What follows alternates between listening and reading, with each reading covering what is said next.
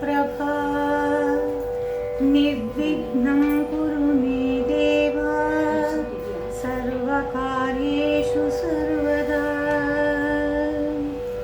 श्रुतिस्मृतिपुराणानाम् आलयं करुणालयं नमामि भगवत्पादं शङ्करं लोकशङ्करम्। शारदा शारदाम्भोज वदना वदनाम्बुजे सर्वदा सर्वदास्माकं सन्निधिं सन्निधिं कुरु।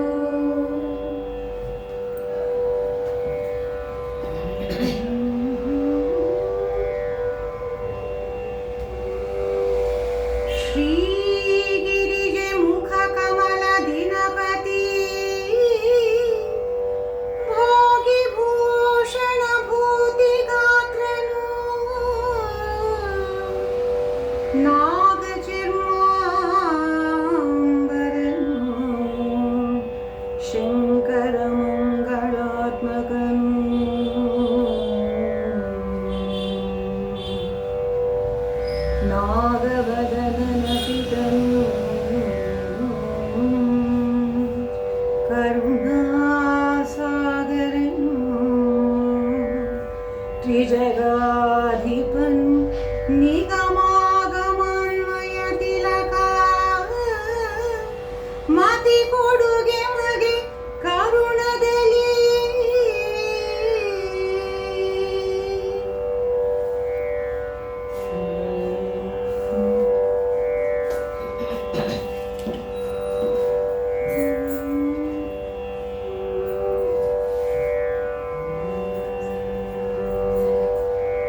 ಕರಿಮುಖದ ಗಣನಾಥ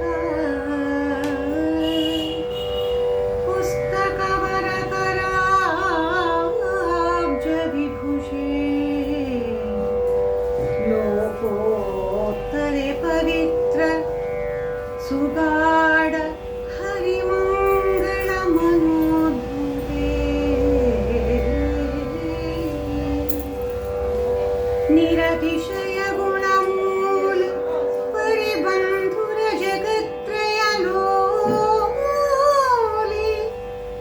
ವಿಶ್ವೇಶ್ವರ ವಿರಿಂಚಿ ವಿಶಾಲರೆ ಮಗುವಿಗೆಂದು ಬರೆದೋನೆ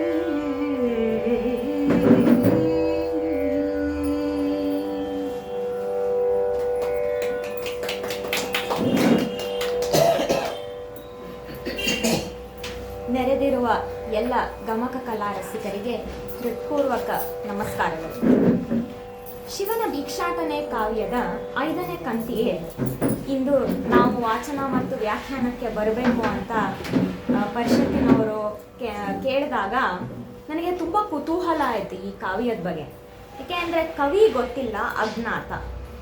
ಈ 4 ಕಂತುಗಳಲ್ಲಿ ವಾಚನ ಮತ್ತು ವ್ಯಾಖ್ಯಾನ ಮಾಡಿದ ಎಲ್ಲರೂ ಅವರವರು ಕಂಡುಕೊಂಡಂತಹ ಕೆಲವು ವಿಷಯಗಳನ್ನು ತುಂಬ ವಿಶದವಾಗಿ ಇಲ್ಲಿ ತಿಳಿಸಿದ್ದಾರೆ.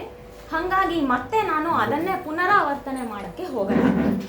ಕವಿ ಅಜ್ಞಾತವಾಗಿರೋದ್ರಿಂದ ನಮಗೆ 4 ಹಸ್ತಪ್ರತಿಗಳು ಸಿಕ್ಕಿರೋದ್ರಲ್ಲಿ ಇದೊಂದು ಕಾವ್ಯ ಅಂತ ಪ್ರಕಟವಾಗಿದೆ. ನನಗೆ ತುಂಬ ಕುತೂಹಲ ಆಗಿದ್ದು ಕಾವ್ಯಕ್ಕಿಂತ ಹೆಚ್ಚಾಗಿ ಕಾವ್ಯದ ಹೆಸರು ಶಿವನ ಭಿಕ್ಷಾಟನೆ ಅಂತ. ಭಿಕ್ಷಾಟನೆ ಅಂದರೆ ಏನು ಅಂತ ಫಸ್ಟ್ ಸ್ವಲ್ಪ ತಿಳ್ಕೊಬೇಕಾಗುತ್ತೆ. ಏನು ಮಾಡೋಕ್ಕಾಗದೇ ಇದ್ರೆ ಹೋಗಿ ಭಿಕ್ಷೆ ಬೇಡು, ನಾವು ಹೇಳೋದು ಹೋಗಿ ಭಿಕ್ಷೆ ಬೇಡತ್ಲಾಗೆ ಅಂತ ಹೇಳ್ಬಿಡ್ತೀವಲ್ಲ. ನಮ್ಮ ಪ್ರಕಾರ ಅದು ತುಂಬ ಒಂದು ಏನು ಮಾಡದೇ ಇರೋ ಕೆಲಸ ಅನ್ನೋ ಭಾವನೆ ಈಗಿನ ಜನರಲ್ಲಿ ಬಂದ್ಬಿಟ್ಟಿದೆ. ಭಿಕ್ಷಾಟನೆ ಮಾಡಿದ್ದು ಸ್ವಯಂ ಆದಿಯೋಗಿ ಶಿವ ಇಲ್ಲಿ. ಅವನು ಭಿಕ್ಷಾಟನೆ ಮಾಡೋ ಹಂಗಾಗ್ಬಿಟ್ನ ಅಂತ ಆ ಒಂದು ಸರ್ವಾಂತರ್ಯಾಮಿ ಸರ್ವಭೂತಾಂತರಾತ್ಮ ಭಿಕ್ಷಾಟನೆ ಮಾಡೋಕ್ಕೆ ಬಂದ್ಬಿಟ್ನಲ್ಲ, ಏನಕ್ಕೆ ಬಂದ ಅನ್ನೋ ಕುತೂಹಲ ನನಗೆ ಬಂತು. ತುರಂಗ ಭಾರತದಲ್ಲಿ ಇತ್ಯಾದಿಗಳಲ್ಲಿ ಇದರ ಉಲ್ಲೇಖ ಇದೆ ಅಂತಲೂ ನಾವೆಲ್ಲ ಕೇಳ್ಪಟ್ಟಿದ್ದೀವಿ. ನಾವು ಇನ್ನೂ ಅಷ್ಟು ತನಕ ಹೋಗೋಕ್ಕಾಗಿಲ್ಲದೆ ಇರೋದ್ರಿಂದ ನನಗೆ ಶಿವನ ಭಿಕ್ಷಾಟನೆಯ ಪರಿಚಯ ಆಗಿದ್ದು ಗಂಗೆ ಗೌರಿ ಅನ್ನೋ ಒಂದು ಚಲನಚಿತ್ರದ ಮೂಲಕ. ಇದೊಂದು ಕಪ್ಪು ಬಿಳುಪಿನ ಚಿತ್ರ, ಅಂದರೆ ನಾನು ಹುಟ್ಟಕ್ಕೆ ಮುಂಚೆ ಬಂದಿರೋದು ಅಂತ. ನಾನು ಚಿಕ್ಕವಳು ಅಂತ ಹೇಳ್ಕೊಳ್ಳೋಕೆ ತುಂಬ ಹೆಮ್ಮೆ ಆಗ್ತಾ ಇದೆ ನನಗೆ. ನಾನು ಕಪ್ಪು ಬಿಳುಪಿನ ಚಿತ್ರ ಅದು. ಅದರಲ್ಲಿ ನಾನು ನೋಡಿದ್ದಂಥ ಕತೆ, ಶಿವ ಏನಕ್ಕೆ ಭಿಕ್ಷಾಟನೆಗೆ ಬಂದ ಅನ್ನೋದು ಶಿವ ಪಾರ್ವತಿ ವಿವಾಹ ಸಮಯದಲ್ಲಿ ನಡೆಯುವಂಥ ಒಂದು ಘಟನೆ. ಬ್ರಹ್ಮನಿಗೆ 5 ತಲೆ ಇತ್ತು ಅನ್ನೋದು ನಂಗೆ ಆ ಫಿಲಮ್ ನೋಡೋವರೆಗೂ ಗೊತ್ತಿರಲಿಲ್ಲ. ಹಾಗಾಗಿ ಬ್ರಹ್ಮನಿಗೆ 5 ತಲೆ ಇತ್ತು. ಆ 5ನೇ ತಲೆ ಒಂದು ವಿಚಿತ್ರವಾದ ದಿಕ್ಕಲ್ಲಿತ್ತು.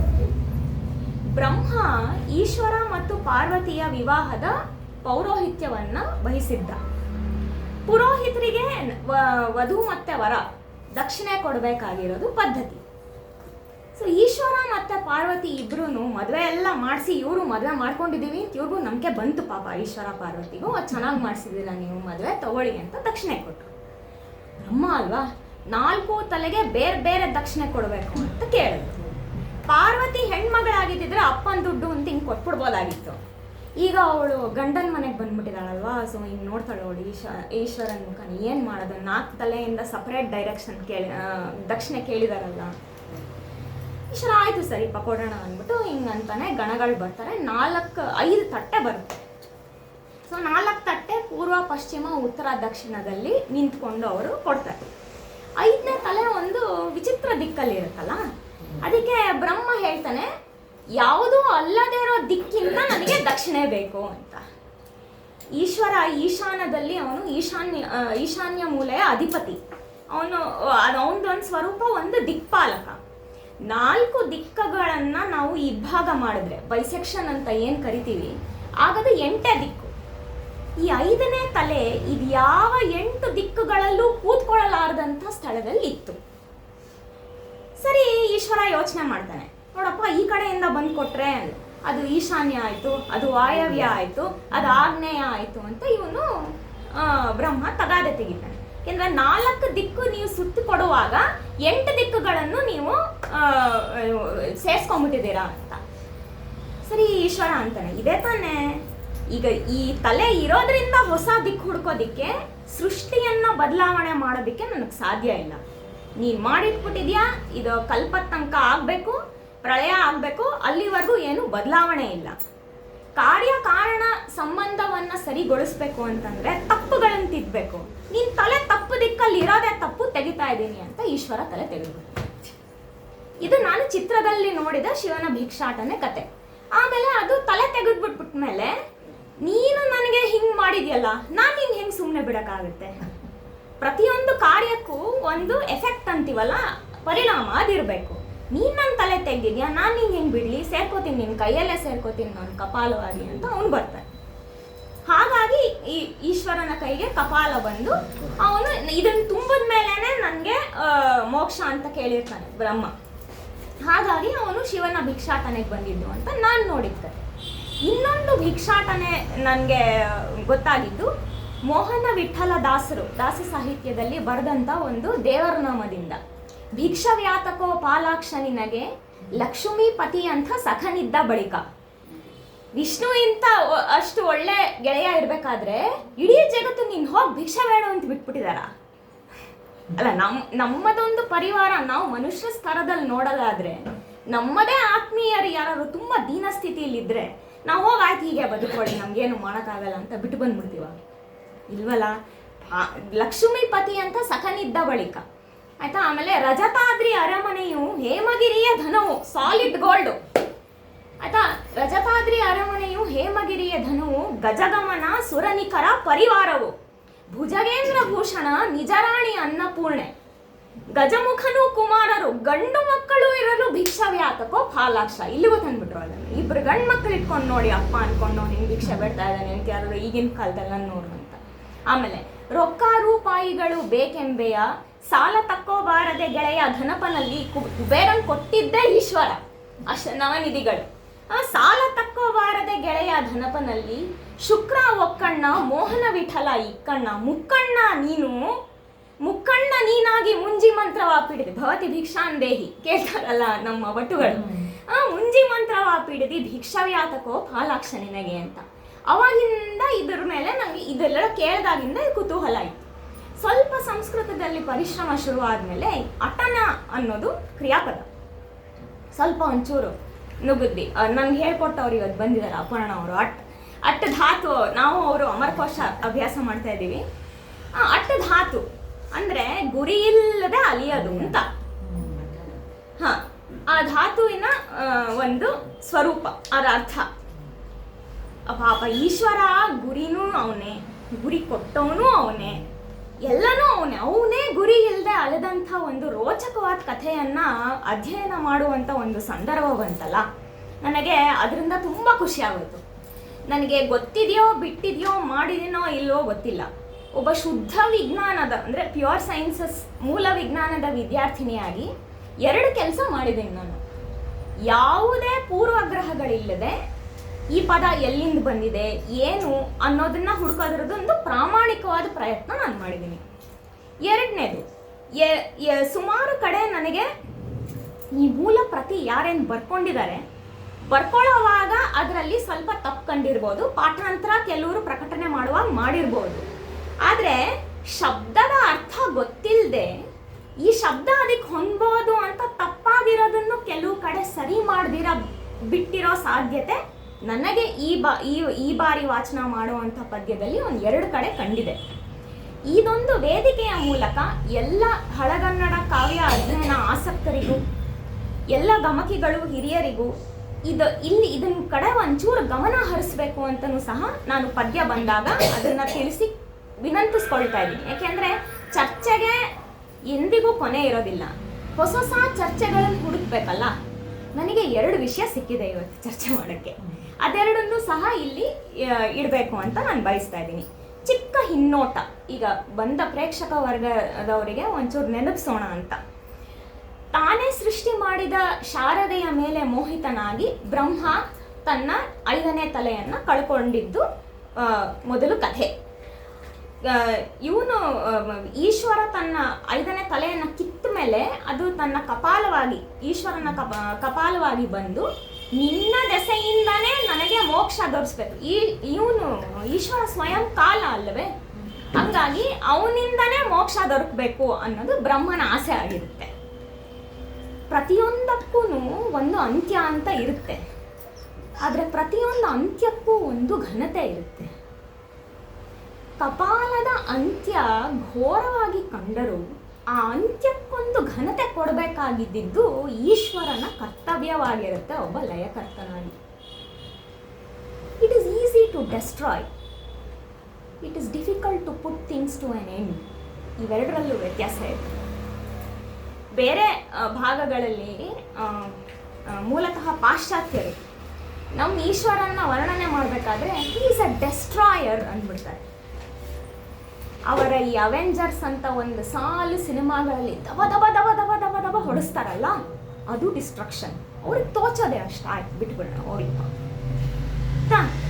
ನಮ್ಮ ಈಶ್ವರ ಕೊಡೋ ಅಂಥ ಒಂದು ಅಂತ್ಯಕ್ಕೆ ಎಂತಹ ಘನತೆ ಇದೆ ಅನ್ನೋದನ್ನ ತಿಳ್ಕೊಳ್ಳೋಕ್ಕೆ ಈ ಕಾವ್ಯವು. ಪ್ರತಿಯೊಂದಕ್ಕೂ ಅದರದೇ ಆದ ಒಂದು ಘನತೆ ಇರುತ್ತೆ ಅನ್ನೋದನ್ನ ಪ್ರತಿಪಾದಿಸಲು ಈ ಒಂದು ಕಾವ್ಯ ಬರೆದಿದ್ದಾರೆ ಅಂತ ಕೂಡ ನಾವು ಹೇಳ್ಬೋದು. ಬ್ರಹ್ಮನ ತಲೆಯನ್ನು ಕಪಾಲವಾಗಿ ಹಿಡಿದು ಈಶ್ವರ ಅಲೆಮಾರಿಯಾಗಿ ಗುರಿಯೇ ಇಲ್ಲದೆ ಭಿಕ್ಷಾಟನೆಗೆ ಬಂದು ಭೂಲೋಕದಲ್ಲಿ ಎಲ್ಲ ಆಶ್ರಮಗಳಿಗೂ ಹೋಗಿ ಭವತಿ ಭಿಕ್ಷಾಂದೇಹಿ ಅಂತ ಕೇಳಿದ್ದು. ಆಶ್ರಮದ ಸ್ತ್ರೀಯರು ಭಿಕ್ಷೆ ಕೊಡೋದ್ರ ಜೊತೆಗೆ ಅವ್ರ ಮನಸ್ಸನ್ನು ಕೊಟ್ಟಿದ್ದು. ಎಲ್ಲ ಸ್ತ್ರೀಯರನ್ನ ಮೋಹಿತನನ್ನಾಗಿ ಮಾಡ್ತಾ ಇದ್ದಾನೆ ಯಾರೋ ಒಬ್ಬ ಭಿಕ್ಷುಕ ಅನ್ನೋದು ಈಗಿನ ಕಾಲದಲ್ಲಿ ಹೇಳೋಗಾದ್ರೆ ಬ್ರೇಕಿಂಗ್ ನ್ಯೂಸ್. ಗ್ರೌಂಡ್ ರಿಪೋರ್ಟರ್ಸ್ ಎಲ್ಲರೂ ಅಂದರೆ ಮುನಿಕುಮಾರರು. ಈಗ ನಾನು ಈ ಹಿಂದಿನ ಕಂತಿನ ಪದ್ಯಗಳನ್ನು ಓದಿ ಅರ್ಥ ಮಾಡ್ಕೊಂಡಿದ್ದನ್ನು ಸ್ವಲ್ಪ ಹೇಳಿ ಇವತ್ತಿನ ಕಂತಿಗೆ ಬರ್ತಾ ಇದ್ದೀನಿ. ಹಿಂದಿನ ಕಂತಲ್ಲಿ ಅವರೆಲ್ಲ ಮೋಹಿತರಾಗ್ತಾರೆ, ಹಾಗಾಗಿ ಗೃಹಾಧ್ಯಕ್ಷರಿಗೆ ಒಂದು ಕೋಪ ಬರುತ್ತೆ ಅಂತ ಒಂದು ಪದ್ಯದಲ್ಲಿ ಇದೆ ಉಲ್ಲೇಖ. ಗೃಹಾಧ್ಯಕ್ಷರು ಅಂದರೆ ಯಾರು? ಈ ಮೂಲ ಋಷಿಗಳಾದ ನಮ್ಮ ಎಲ್ಲ ಸಪ್ತರ್ಷಿಗಳು ಇತ್ಯಾದಿಯವರೇನಿದ್ದಾರೆ ಅವರೆಲ್ಲರ ಒಂದು ಸಂತತಿ ಮತ್ತು ಶಿಷ್ಯರೆಲ್ಲ ಗುರುಕುಲಗಳನ್ನು ನಡೆಸ್ಕೊಂಡು ಅವ್ರ ಪತ್ನಿಯರು ಮತ್ತು ಗುರುಪತ್ನಿಯರು ಅಂದರೆ ಅತ್ತಿರಿಗಳ ಪತ್ನಿ ಆ ಥರ ಎಲ್ಲ ಸಪ್ತರ್ಷಿಗಳ ಪತ್ನಿ ಎಲ್ಲ ಅವ್ರವ್ರು ಬೇರೆ ಬೇರೆ ಆಶ್ರಮದಲ್ಲಿ ಇರ್ತಾರೆ. ಈಶ್ವರ ಎಲ್ಲ ಕಡೆ ಹೋಗಿ ಭಿಕ್ಷೆ ಬೇಡಿದ್ರಿಂದ ಎಲ್ಲ ನಾರಿಯರು ಕೂಡ ಮೋಹಿತರಾಗಿರ್ತಾರೆ. ಆದ್ರೆ ಈ ಮೂಲ ಇರ್ತಾರಲ್ಲ, ಅತ್ರಿ, ಜಮದಗ್ನಿ, ವಿಶ್ವಾಮಿತ್ರ, ಅವರೆಲ್ಲ ಆಶ್ರಮದಲ್ಲಿ ಇರಲ್ಲ. ಅವ್ರು ಬೇರೆ ಬೇರೆ ಕೆಲ್ಸಕ್ಕೆ ಎಲ್ಲೆಲ್ಲೋ ಹೋಗಿ ಅವ್ರವ್ರ ಪರ್ಣಶಾಲೆಗಳು ಕಟ್ಕೊಂಡಿರ್ತಾರೆ. ಇವರು ಹೋಗ್ಬಿಟ್ಟು ವಿಚಾರ ಹೇಳ್ತಾರೆ, ನಿಮ್ಮ ಮಡದಿಯರು ಅಂದ್ರೆ ನಿಮ್ಮ ಹೆಂಡತಿರು ಸೇರಿ ಎಲ್ಲರೂ ಮೋಹಿತರಾಗೋಗಿದ್ದಾರೆ ಅಂತ. ಆಗ ಅಲ್ಲೊಂದು ಈ ಋಷಿಗಳು ಹೇಗಿದ್ರು ಅನ್ನೋದೊಂದು ಪದ್ಯ ಇದೆ, ಅದನ್ನ ಓದಬೇಕಾಗಿದೆ, ಯಾಕೆಂದ್ರೆ ತುಂಬಾ ಚೆನ್ನಾಗಿದೆ ಈ ಪದ್ಯ. ಪರಮ ಕಾಷ್ಟದಿ ಶಿವನ ಸಾಮ್ಯಾತ್ಕರ ಹರವೋ, ಅಂದ್ರೆ ಕಡ್ಡಿ ಥರ ಇರುವಷ್ಟು ಸಣ್ಣಗಾಗೋಗಿದ್ದಾರೆ ಅವರು ಎಲ್ಲ ನಮ್ಮ ಸಪ್ತರ್ಷಿಗಳು ಅಂತ. ದುರಿತವನ್ನು ಒರೆಸಿ ಎಲ್ಲ ದುರಿತಗಳನ್ನು ನಾಶ ಮಾಡಿ ಮಾರಿನ ಓಡಿಸ್ಬಿಡ್ತಾರಂತೆ. ಆಯ್ತಾ? ಭವನ ಆಳುಗಳ ಗತಿಗೆಡಿಸಿ ಈಶ್ವರನ ಆಳುಗಳಿಗೆಲ್ಲ ತಲೆ ಕೆಡಿಸ್ಬಿಟ್ಟು ಉರವಣಿಸಿ ಬಿರುಗಾಳಿ ಶಿಖಿ ಪೇರ್ ಮರಗಳಾದರೆ ಯಾರ್ಯಾರು ಬಂದು ಅವ್ರನ್ನೆಲ್ಲ ನೀನ್ ತಪಸ್ಸನ್ನ ಭಂಗ ಮಾಡ್ತೀವಿ ಅಂತ ಬಂದವ್ರನ್ನೆಲ್ಲರನ್ನು ಓಡಿಸ್ಬಿಟ್ಟಿದ್ದಾರೆ. ಆಯ್ತಾ? ಮರೆತು ಅವರು ಜೀವ ಇದೆ ಅನ್ನೋದನ್ನ ಮರೆತು ಈ ತರ ಎಲ್ಲ ಜನನ ಓಡಿಸಿ ಧ್ಯಾನದಲ್ಲಿ ತಲ್ಲೀನರಾಗಿ ಪೇರ್ ಮರಗಳಾದ್ರೆ ದೊಡ್ಡ ದೊಡ್ಡ ಹೆಮ್ಮರಗಳು ಆಗೋಗಿದಾರಂತವ್ರು. ಆಯ್ತಾ? ದಿನಪತಿ ಸುರಪತಿಯ ಪಡಿ ತೆಗೆವ, ಜೆರಾಕ್ಸ್ ಮಷೀನ್ ಅಂತೀವಲ್ಲ, ಪಡಿ ತೆಗೆಯೋದು ಅಂದ್ರೆ ಅದು. ದಿನಪತಿ ಯಾರು? ಸೂರ್ಯ. ಸುರಪತಿ ಯಾರು? ಇಂದ್ರ. ಅವರೆಲ್ಲ ಋಷಿಗಳ ಮಕ್ಕಳು, ಎಲ್ಲರೂ ದೇವತೆಗಳೆಲ್ಲ ನೋಡಕ್ ಒಂದೇ ತರ ಇರ್ತಾರೆ, ಜೆರಾಕ್ಸ್ ತರ. ನಳದಮಯಂತಿ ಸ್ವಯಂವರದಲ್ಲಿ ಅವಳಿಗೆ ಯಾತಿಗೆ ಗೊತ್ತಾಗಲ್ಲ ಅಂತಂದ್ರೆ ಎಲ್ಲರೂ ಒಂದೇ ತರ ಇರ್ತಾರೆ. ಪಡಿ ತೆಗೆವ ಮುನಿ ನಿಖರವನ್ನು ನೋಡಿದಾರೆ. ಅವರು ಹುಡ್ಕೊಂಡ್ ಬರ್ತಾರೆ ಅವ್ರವ್ರ ಆಶ್ರಮದ ಮೂಲ ಗುರುಗಳನ್ನ ಹುಡ್ಕೊಂಡ್ಬಂದು ಅವ್ರು ಹೇಳ್ತಾರೆ ಅವ್ರು ಇದ್ದಂಥ ಜಾಗ ಹೇಗಿತ್ತು ಅನ್ನೋದನ್ನ ಪರಸ್ಪರ ವಿರೋಧಾಭಾಸ ಪದ್ಯವನ್ನ ದಲ್ಲಿ ನಾವು ನೋಡ್ತೀವಿ. ಯಾರ್ಯಾರ ಹತ್ರ ಹೋಗ್ತಾರೆ ಇವರೆಲ್ಲ ಅನ್ನೋದು. ಅತ್ರಿ, ಭರದ್ವಾಜ, ವಿಶ್ವಾಮಿತ್ರ, ಭೃಗು, ವಸಿಷ್ಠ, ಗಾರ್ಗಿ, ಸುಮಿತ್ರ, ಸುಬಲ, ದದೀಚಿ ಮೊದಲಾಗಿರ್ದ ಋಷಿಗಳನ್ನು ಯಾರನ್ನು ಬಿಟ್ಟಿಲ್ಲ. Attendance full. ಎಲ್ಲಾರನ್ನೂ ಸೇರಿ ಅವ್ರು ಹೋಗ್ಬಿಟ್ಟು ಹೇಳ್ತಾರೆ, ನೋಡಿ ನಿಮ್ಮ ಹೆಂಡ್ತೀರಿ ಥರ ಹಿಂಗೆ ಮೋಹಿತರಾಗ್ಬಿಟ್ಟಿದ್ದಾರೆ. ಸುರರ ಅಂಗಜ ಮದನ ವಿಕಾರಕ್ಕೆ ಮುಂದೆ ನೀ ಕಾಂಬುದನೇ ಕಾಂಬುದು. ಇಷ್ಟು ನಾವು ನೋಡಿದೀವಿ, ಮುಂದೆ ನೀವೇನು ನೋಡ್ತೀರಾ ಅದು ನೋಡಿ. ಇದರ ಅರ್ಥ ಏನು? ನಿಮ್ಮ ದಿವ್ಯ ದೃಷ್ಟಿಯಲ್ಲಿ ನೀವು ನೋಡಬೇಕು ಅಂತ. ನನಗೆ ಇಲ್ಲೊಂದು ಪ್ರಶ್ನೆ ಬಂತು, ಇದನ್ನ ಚರ್ಚೆಗೆ ಆನಂತರಕ್ಕೆ ಮುಕ್ತಗೊಳಿಸ್ಬೋದು ಅಂತ ಅನ್ಕೋತೀನಿ. ಇವ್ರು ಬಂದು ಈ ಸಪ್ತಋಷಿಗಳಿಗೆ ಹೇಳಿದಾಗ, ಸಪ್ತಋಷಿಗಳು ಸರ್ವಂ ಖಲ್ವಿದಂ ಬ್ರಹ್ಮ ಅನ್ನೋ ಒಂದು ಸ್ಥಿತಿಗೂ ಹೋದ್ಮೇಲೆ ಓಂ ತತ್ಸತ್ ಸ್ಥಿತಿ ತಲುಪಿರ್ತಾರೆ. ಅಂದ್ರೆ ಎಲ್ಲಾನು ಅಹಂ ಬ್ರಹ್ಮಾಸ್ಮಿ ಆಲ್ಮೋಸ್ಟ್ ಹೋಗಿರ್ತಾರೆ ಅವ್ರು, ಎಲ್ಲಾನು ಶಿವಮಯ. ಇಲ್ಲ ಅಂತಿದ್ರೆ ವಿಶ್ವಾಮಿತ್ರರಿಗೆ ಗಾಯತ್ರಿ ಮಂತ್ರದ ಅವ್ರು ನೋಡಕ್ ಆಗ್ತಾ ಇರ್ಲಿಲ್ಲ. ಇಲ್ಲ ಅಂತಿದ್ರೆ ವಸಿಷ್ಠರಿಗೆ ಬ್ರಹ್ಮದಂಡಕ್ಕೆ ಅದೊಂದು ಶಕ್ತಿ ಬರ್ತಾ ಇರ್ಲಿಲ್ಲ. ನಾವೆಲ್ಲರೂ ಶಿವಮಯ ಆಗಿದ್ರು ಬಂದಿರೋನು ಶಿವ ಅನ್ನೋದು ಇವ್ರಿಗೆ ಏನಕ್ಕೆ ಗೊತ್ತಾಗ್ಲಿಲ್ಲ? ಇದೊಂದು ಮೊದಲನೇ ಸ್ತರದ ಉತ್ತರ. ಎರಡನೇದು ಏನಪ್ಪಾ ಅಂದ್ರೆ, ಬಂದಿರೋ ಇವಾಗ ನಾನೊಂದು ಸುಮ್ಮನೆ ಒಂದು ಚಿಕ್ಕ ಉದಾಹರಣೆ ಕೊಡ್ತೀನಿ ಪ್ರಸ್ತುತ ಪರಿಸ್ಥಿತಿಗೆ ಗೊತ್ತಾಗೋ ಹಾಗೆ. ಈಗ ಒಬ್ರೊಬ್ಬರೇ ಮನೇಲಿರ್ತಾರೆ, ಯಾರು ಬಂದರೂ ಬಾಗಿಲು ತೆಗಿಬೇಡಿ ನಿಯಮ. ಬಂದು ಅವನಾದ್ರೂ ದರೋಡೆ ಮಾಡ್ಕೊಂಡು ಹೋಗ್ಬಿಡ್ತಾನೆ, ಸೊ ಏನಾದರೂ ಪ್ರಾಣಾಪಾಯ ಆಗೋ ಸಾಧ್ಯತೆ ಇರುತ್ತೆ. ಬಂದಿರೋ ಯಾರು ಅಂತ ಗೊತ್ತಾಗೋದಿಕ್ಕೆ ಕೆಲವು ಸಾಧನಗಳಿದೆ. ಆಯ್ತು, ನಿಮ್ಮ ಹತ್ರ ಸಾಧನಗಳು ಇಲ್ಲ ಅಂತ ಇಟ್ಕೊಳ್ಳಿ. ನಿಜಕ್ಕೂ ಯಾರು ನಿಮ್ಮನ್ನು ನೋಡಕ್ ಬಂದಿದ್ದಾರೆ ಅಂತ ಇಟ್ಕೊಂಡು ನೀವು ಯಾವನೋ ಆಗಂತುಕ ಬಂದಿದ್ದಾನೆ ಅಂತ ಬಾಗಿಲು ತೆಗೆದೇ ಇದ್ರೆ ಅದು ತಪ್ಪೋ ಅಲ್ವೋ? ಅಲ್ವಾ? ಬಂದವನು ಆಯ್ತು ನಮಗ್ ಗೊತ್ತಿರೋರು ಬಂದಿದ್ದಾರೆ ಅನ್ಕೊಂಡ್ರು, ಗೊತ್ತಿರೋರೇ ನಿಮಗೆ ಚೂರಿ ಹಾಕಿದ್ರು, ಅದು ತಪ್ಪೋ ಸರಿನು? ಈಗ ನಾವು ಏನ್ ಮಾಡಬೇಕು? ಬಾಗಿಲು ತೆಗಿಬೇಕಾ ಬೇಡವಾ? ವಿಜ್ಞಾನದಲ್ಲಿ ಇದಕ್ಕೊಂದು ಒಳ್ಳೆ ಉದಾಹರಣೆ ಇದೆ, ಶ್ರಾಡಿಂಜರ್ಸ್ ಪ್ಯಾರಾಡಾಕ್ಸ್ ಅಂತ ಕರೀತಾರೆ ಅದನ್ನ. ಕಪ್ಪು ಬೆಕ್ಕೊಂದು ಕಪ್ಪು ಇದ್ರೊಳಗಡೆ ಸೇರ್ಕೊಂಬಿಟ್ಟಿರುತ್ತೆ ಡಬ್ಬಿಲಿ. ಅದು ಬದುಕಿದ್ಯೋ ಇಲ್ವೋ ಅಂತ ಗೊತ್ತಾಗಬೇಕು ಅಂದ್ರೆ ನೀವು ಬಾಕ್ಸ್ ಓಪನ್ ಮಾಡಬೇಕು. ಆಯ್ತಾ? ಅದು ಬದುಕಿದ್ಯೋ ಇಲ್ವೋ ಅಂತ ಹೆಂಗೆ ಹೊರಗಡೆ ನಿಂತ್ಕೊಂಡು ಏನು ಹೇಳಕ್ಕಾಗಲ್ಲ. ಇದೇ ಒಂದು ಸಮಸ್ಯೆನ ಇಲ್ಲಿಗೆ ಅನ್ವಯಿಸೋದಾದ್ರೆ, ಬಂದಿರೋನು ಶಿವ ಅಲ್ಲ ಅಂದ್ರೆ ನಾರಿಯರನ್ನ ಮೋಹಿಸೋದು ತಪ್ಪು. ಹೌದಾ? ನಾರಿಯರನ್ನ ಮನಸ್ಥಿತಿಯನ್ನ ಕೆಡಿಸಿದ್ದು ತಪ್ಪು.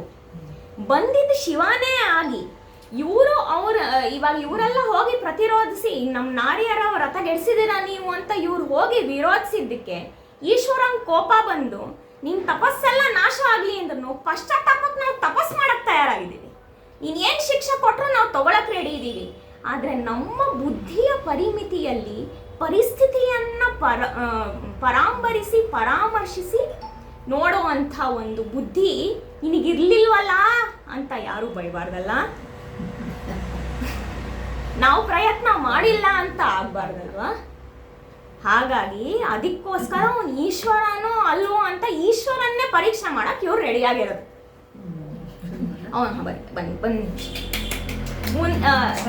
ಹಾಗಾಗಿ ಈ ಋಷಿಗಳೆಲ್ಲ ಅವರಿಗೆ ಅಲ್ಲಿ ತುಂಬ ಒಳ್ಳೆ ಪದ್ಯ ಇದೆ. ಏನು ಹದನ, ಅಯ್ಯೋ ಏನು ಕಾಲ ಬಂತಪ್ಪ. ವಿಭೂತಿ ಗಾತ್ರನು ತಾನು ಪಿಂಗಳ ಜಟೆಗಳುಳ್ಳವ. ಎಲ್ಲರಿಗೂ ಗೊತ್ತಾಗ್ತಾ ಇದೆ ಅವನು ಜಟೆ ಇಟ್ಕೊಂಡಿರೋನು, ಒಳ್ಳೆ ಒಂದು ಬೂದ್ ಬಣ್ಣದ ಜಟೆ ಅಂತ. ಭಾನುಕೋಟಿ ಪ್ರಭಾವದವನು, ತುಂಬಾ ಪ್ರಭೆ ಉಳ್ಳ ತೇಜ ಪ್ರಭೆ ಉಳ್ಳಂತಹ ಅವನು. ಆ ಥರ ಇವ್ರುಗಳು ಇದ್ದಾರೆ, ಸ್ವಯಂ ಋಷಿಗಳು, ಅವರು ಸ್ವಯಂ ಪ್ರಭೆಗಳು. ಯಾವನು ಬೇರೆ ಮಾಯಾವಿ ಆಗ್ಬಿಟ್ಟಿದ್ರೆ ಏನ್ ಮಾಡೋದು? ಅವನನ್ನ ಈಶ್ವರ ಅಂತ ನಾವು ಹೆಂಗ್ ಅನ್ಕೊಳ್ಳೋದು? ಪ್ರಶ್ನೆ ಕರೆಕ್ಟ್ ಅಲ್ವಾ? ನಾವು ಹೆಂಗ್ ಅನ್ಕೊಂಡ್ಬಿಡಕ್ಕಾಗುತ್ತೆ? ಗತಿ ತಿಳಿಯಲ್ ಅರಿಯದೆ ಅವನು ಏನ್ ಮಾಡ್ತಾ ಇದ್ದಾನೆ, ಎಲ್ಲೋಗ್ತಾ ಇದ್ದಾನೆ ಅಂತ ಗೊತ್ತಿಲ್ಲದೆ ಮಾನನಿಧಿಗಳು ನಮ್ಮನ್ನು ನಾವು ಹೊಗಳ್ಕೋಬೇಕಲ್ಲ. ನಾವೇನು, ನಮ್ಮ ಮರ್ಯಾದೆ ಏನು, ನಮ್ಮ ಘನತೆ ಏನು, ಎಲ್ಲರೂ ಸಪ್ತರ್ಷಿಗಳು, ಮಾನನಿಧಿಗಳು ನಾವು. ನಮ್ಮಿ ಹೀನ ವೃತ್ತಿಯಲ್ಲಿ ಅವನ ಕೊಲುವಡೆ. ಈಗ ಬಂದಿದಾನಲ್ಲ ಎಲ್ಲ ನಾರಿಯರ ವ್ರತ ಕೆಡಿಸ್ಕೊಂಡು ಭಿಕ್ಷೆ ಅನ್ನೋ ನೆಪದಲ್ಲಿ ಅವನನ್ನು ನಾವು ಕೊಂದ್ಬಿಟ್ರೆ ಸುರರು ದಾನವರು ನಗುವರು ಬುದ್ಧಿ ಇಲ್ಲ ಎಂದು ಇದೊಂದು ದ್ವಂದ್ವ ಅವರನ್ನ ಕಾಡ್ತಾ ಇದೆ. ಅವ್ರು ಬೈತಾರಲ್ಲ, ಈಗ ಅವ್ರಗಳಿಗೋಸ್ಕರ 4 ಜನ 4 ಮಾತು ಅಂತಾರೆ ಅಂತ ಹೇಳ್ತೀವಲ್ಲ, ಅದೇ 4 ಮಾತಿಗೆ ಋಷಿಗಳು ಕೂಡ ಹೆದರುವಂಥ ಒಂದು ಅಪರೂಪದ ಪ್ರಸಂಗ ಇದು. ಆಯ್ತಾ, ಏನು ಮಾಡೋದು ಅದು ಗೊತ್ತಾಗಿದೆ. ಈಗ 4 ಜನ 4 ಮಾತು ಅಂತಾರೆ, ಹಂಗಂತ ನಾವು ನಮ್ಮ ಹೆಂಡತಿಯರನ್ನ ರಕ್ಷಿಸ್ಕೊಳ್ದೆ ಇರೋಕ್ಕಾಗತ್ತಾ? ಈಗ ಅವನು ಈಶ್ವರ ಅಂತ ನಂಬಿ ಸುಮ್ಮನೆ ಇರೋಕ್ಕಾಗತ್ತಾ? ತಿಳಿದು ಋಷಿಗಳು ತಮ್ಮ ಹೃದಯಗಳಲ್ಲಿ ಕೋಪವ ತಾಳ್ವಿ. ಇವಾಗ ಏನು ಮಾಡೋಕ್ಕಾಗ್ತಿಲ್ವಲ್ಲ, ಪ್ರಶ್ನೆಗೆ ಉತ್ತರ ಸಿಗ್ತಾ ಇಲ್ವಲ್ಲ, ವಿವೇಕ ಕೈ ಕೊಡ್ತಾ ಇದೆಯಲ್ಲ. ಯಾಕೆಂದ್ರೆ ಕೋಪ ಬರ್ತಾ ಇದೆಯಲ್ಲ, ಕೋಪಕ್ಕೆ ಬಂದು ಏನಾಗ್ತಾ ಇದೆ ಕೇಳಿ. ಭೂರಿರಾಗದ್ವೇಷ ಮಮ ಅಹಂಕಾರದೊಳು ಗಮಿಸುವರೇ, ಹರಿಯದು ವೈರವದು ತಾ ಮುಂದೆ ಬೆಳೆವುದು ಹಲವು ಕಾಲದಲ್ಲಿ. ಕ್ರೂರ ಭಿಕ್ಷಾವೃತ್ತಿಕನ ಸಂಹಾರ ಬುದ್ಧಿಯ ತೊಡಗುವರೇ, ಜಯಕಾರ್ಯವು ಪಾವಕನ ದೆಸೆಯಿಂದೆಂದರವರಂದು.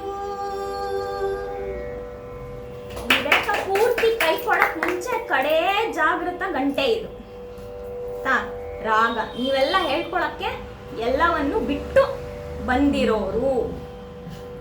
ಇದು ಋಷಿಗಳ ಒಂದು ವ್ಯಾಖ್ಯಾನ, ಡೆಫಿನೇಷನ್ ಅಂತೀವಲ್ಲ. ಊರಿ ರಾಗ ದ್ವೇಷ ಮಮಹಂಕಾರಗಳನ್ನ ಬಿಟ್ಟೋರು ಮತ್ತೆ ಅದು ಕಟ್ಕೊಂಡು ಗಮಿಸುವರೆ. ಅದ್ರ ಜೊತೆ ಹೋಗೋದಾದ್ರೆ ಹರಿಯದು ವೈರ. ಈ ಇರೋ ದ್ವೇಷ ಏನಿದೆ, ರಾಗ ದ್ವೇಷಗಳು, ಅದೇನು ಹೋಗೋ ಅಂಥದ್ದಲ್ಲ. ನೀವು ಬಿಟ್ಟಿರೋದನ್ನ ಮತ್ತೆ ಕಟ್ಕೊಂಡ್ರೆ ಅದೇನು ಹೋಗತ್ತೆ? ಇಲ್ಲ. ತಾ ಮುಂದೆ ಬೆಳೆಯುವುದು ಹಲವು ಕಾಲದಲ್ಲಿ. ನೀವೇ ಮಾಡಿದ್ಮೇಲೆ ನಾವು ಯಾಕೆ ಮಾಡಬಾರ್ದು ಅಂತ ಕೇಳೋರು ಇರ್ತಾರೆ. ಹೀಗೆ ಮಾಡಬಾರ್ದು ಅಂತ ಹೇಳೋದನ್ನ ಹೀಗೇ ಮಾಡ್ತೀವಿ ಅಂತ ಹೇಳೋ ಅಂಥವ್ರು ಇರ್ತಾರೆ. ಹಾಗಾಗಿ ನೀತಿ ಅನ್ನ ಇನ್ನೊಂದು ಹೆಸರಲ್ಲಿ ಕರೀತಾರೆ ನಯ ಅಂತ. ನಯ ಅನ್ನೋದು ಯಾವಾಗ ಬಳಸ್ಬೇಕು ಗೊತ್ತಾ? If you are setting a negative thing as an example, you should be very careful to say not to do it. ಅದನ್ನು ಮಾಡಬಾರ್ದು. ಅದನ್ನ ಒಂದು ನೆಗೆಟಿವ್ ರಿಸಲ್ಟಿನ ಒಂದು ಸಕಾರಾತ್ಮಕ ಚಿತ್ರಣವನ್ನ ಅಥವಾ ಉದಾಹರಣೆನ ಕೊಡಬೇಕು ಅಂದರೆ ಬಹಳ ಹುಷಾರಾಗಿ ಕೆಲಸ ಮಾಡಬೇಕಾಗುತ್ತೆ. ಇದು ಅವ್ರಿಗೆ ಗೊತ್ತಿದೆ. ಇದು ಗಂಟೆ ಅಂತ ಒಂದು ಬಾರಿಸಿದೆ, ಏನು ಪ್ರಯೋಜನ? ಕೋಪಕ್ಕೆ ಬುದ್ಧಿ ಕೊಟ್ಟಾಗ್ಬಿಟ್ಟಿತ್ತು. ಕ್ರೂರ ಭಿಕ್ಷಾವೃತ್ತಿಗೆ ಸಂಹಾರ ಬುದ್ಧಿಯ ತೊಡಗುವನ ಮಾಡೇ ಮಾಡ್ತೀವಿ ನಾವು. ಅದಕ್ಕೆ ಮಿಕ್ಕವ್ರು ಕೇಳ್ತಾರೆ ಈ ಮುನಿಕುಮಾರ್ ಹೆಂಗ್ ಮಾಡ್ತೀರಾ ಹೇಳಿ ನೋಡೋಣ. ಈಗ ಬಂದಿರೋನು ಆ ಥರ ಇದ್ದಾನೆ, ಯಾರನ್ನು ಸುಮ್ಮನೆ ಬಿಟ್ಟಿದ್ದಾನೆ, ಅವನೇ ಒಬ್ಬನೇ ನಾ ದೊಡ್ಡವನು, ನಾವು ಯಾರು, ಮಮಹಂಕಾರಗಳು, ನಾವು ಯಾರು, ಅಷ್ಟು ಜನ ಋಷಿಗಳು, ಅಗ್ನಿನ ಕರೆಸ್ತೀವಿ, ಕೆಲಸ ಮಾಡಿಸ್ತೀವಿ ಎಂದು ಋಷಿಗಳು ಯತ್ನ ಕುಂಡವನಂದು ರಚಿಸಿದರು ಒಲವಿನಲಿ. ಮುದದಿಂದ ಸಮಿದೆಗಳು ಆಜ್ಯ ಚರು ತಿಲ ಬ್ರೂಹಿ ರಾಶಿಗಳ ಅಂಗದಿಂದ ಅಳವಡಿಸಿ ಪರಮಾನಂದ ಹರುಷಿತರಾಗಿ ವಧೆಯನು ಬಂಧದಿಂ ಹೋಮವನು ಮಾಡುವೆವೆಂದು ನೆಗಳಿದರು.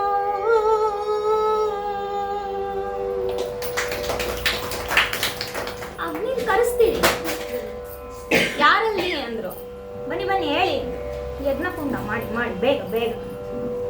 ಈ ಪದ್ಯದಲ್ಲಿ ಬ್ರೂಹಿ ರಾಶಿಗಳ ಅನ್ನೋ ಪದದ ಪ್ರಯೋಗ ಆಗಿದೆ. ಬ್ರೂಹಿ ಅನ್ನೋದು ಸಂಸ್ಕೃತ ಪದ, ಅಂದ್ರೆ ಅದು ಉತ್ತಮ ಪುರುಷ ಏಕವಚನ, ಹೇಳು ಅಂತ. ಆದ್ರೆ ಸಮಿತ್ತು, ತುಪ್ಪ, ಚರು ಮತ್ತು ತಿಲದ ಜೊತೆಗೆ ಬ್ರೂಹಿ ಅನ್ನೋ ಪದ ಹೊಂದಲ್ಲ, ಅದು ವ್ರೀಹಿ, ಭತ್ತ ಆಗ್ಬೇಕಾಗಿತ್ತು.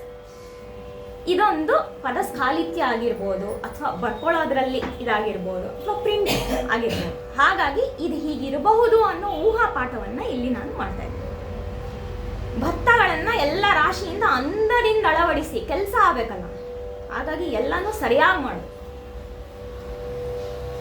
ಒಂದು ಮಾತಿದೆ, ಯಾವುದು ಸರಿಯಾಗಿರ್ಬೇಕು ಅದು ಸರಿಯಾಗೂ ಇರಬೇಕು, ಚೆನ್ನಾಗೂ ಇರಬೇಕು, ಆಯ್ತಾ? ಆದ್ರೆ ಯಾವ್ದು ಯಾವಾಗಲೂ ಸರಿಯಾಗಿರ್ಬೇಕು, ಅದು ಚೆನ್ನಾಗಿರ್ಬೇಕು ಅಂತ ಏನಿಲ್ಲ ಅಂತ, ಆಯ್ತಾ? ಈಗ ಇವ್ರು ಮಾಡ್ತಾ ಇರೋ ತಪ್ಪಂತ ಗೊತ್ತಿದೆ. ಈಗ ಅಗ್ನಿ ಬಂದ್ಬಿಟ್ಟು ನಿಮ್ಗಳಿಗೆ ಬುದ್ಧಿ ಇದೆಯಾ, ಏನಕ್ಕೆ ನಿಮಗೆ ಸಹಾಯ ಮಾಡ್ಬೇಕು ನಾನು ಅಂತ ಅವ್ನು ನಿಜ ಹೇಳ್ಬೋದು, ನಾನು ನಿಮಗೆ ಸಹಾಯ ಮಾಡಲ್ಲ ಅಂತ ಹೇಳ್ಬೋದು. ತಪ್ಪು ಮಾಡಕ್ಕೆ ಜನನ ಒಪ್ಪಿಸ್ಬೇಕಾದ್ರೆ ಹೆಚ್ಚು ದ್ರವ್ಯರಾಶಿ ಕೊಡಬೇಕು, ಈಗಿನ ಭಾಷೆಯಲ್ಲಿ ಕರಪ್ಷನ್. ಹಾಗಾಗಿ ಎಲ್ಲ ನೀಟಾಗಿ ಪಾಪ ಜೋಡಿಸಿಟ್ಟು ರೆಡಿ ಮಾಡಿದ್ದಾರೆ. ರೆಡಿ ಮಾಡಿಟ್ಬಿಟ್ಟು ವಧೆಯ ಅನುಬಂಧದಿ, ಸಂಕಲ್ಪ ಏನು, ವಧೆ ಆಗಬೇಕು, ಆ ಒಂದು ಸಂಕಲ್ಪದಿಂದ ನಾವು ಮಾಡ್ತೀವಿ ಯಜ್ಞನ ಅಂತ ಹೋದ್ರು. ಮುಂದೇನ್ ಮಾಡಿದ್ರು? ಬೇಸನದಿಂದ ಅಗ್ನಿಸ್ತಂಭವನು ಮಸೆದು ಪಡೆದರು ಪಾವಕನನು.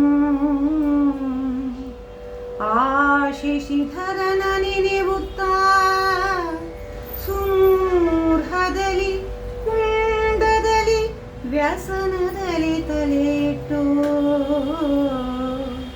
ಮುನಿಗಳು ಮಸಗಿ ಹೋಮವ ಮಾಡಿ ಮಾರುತನ ಸಮಸಕನನು ಮುನಿಗಳು ಒಡಬಡಿಸಿದರು ಮಂತ್ರದಲ್ಲಿ.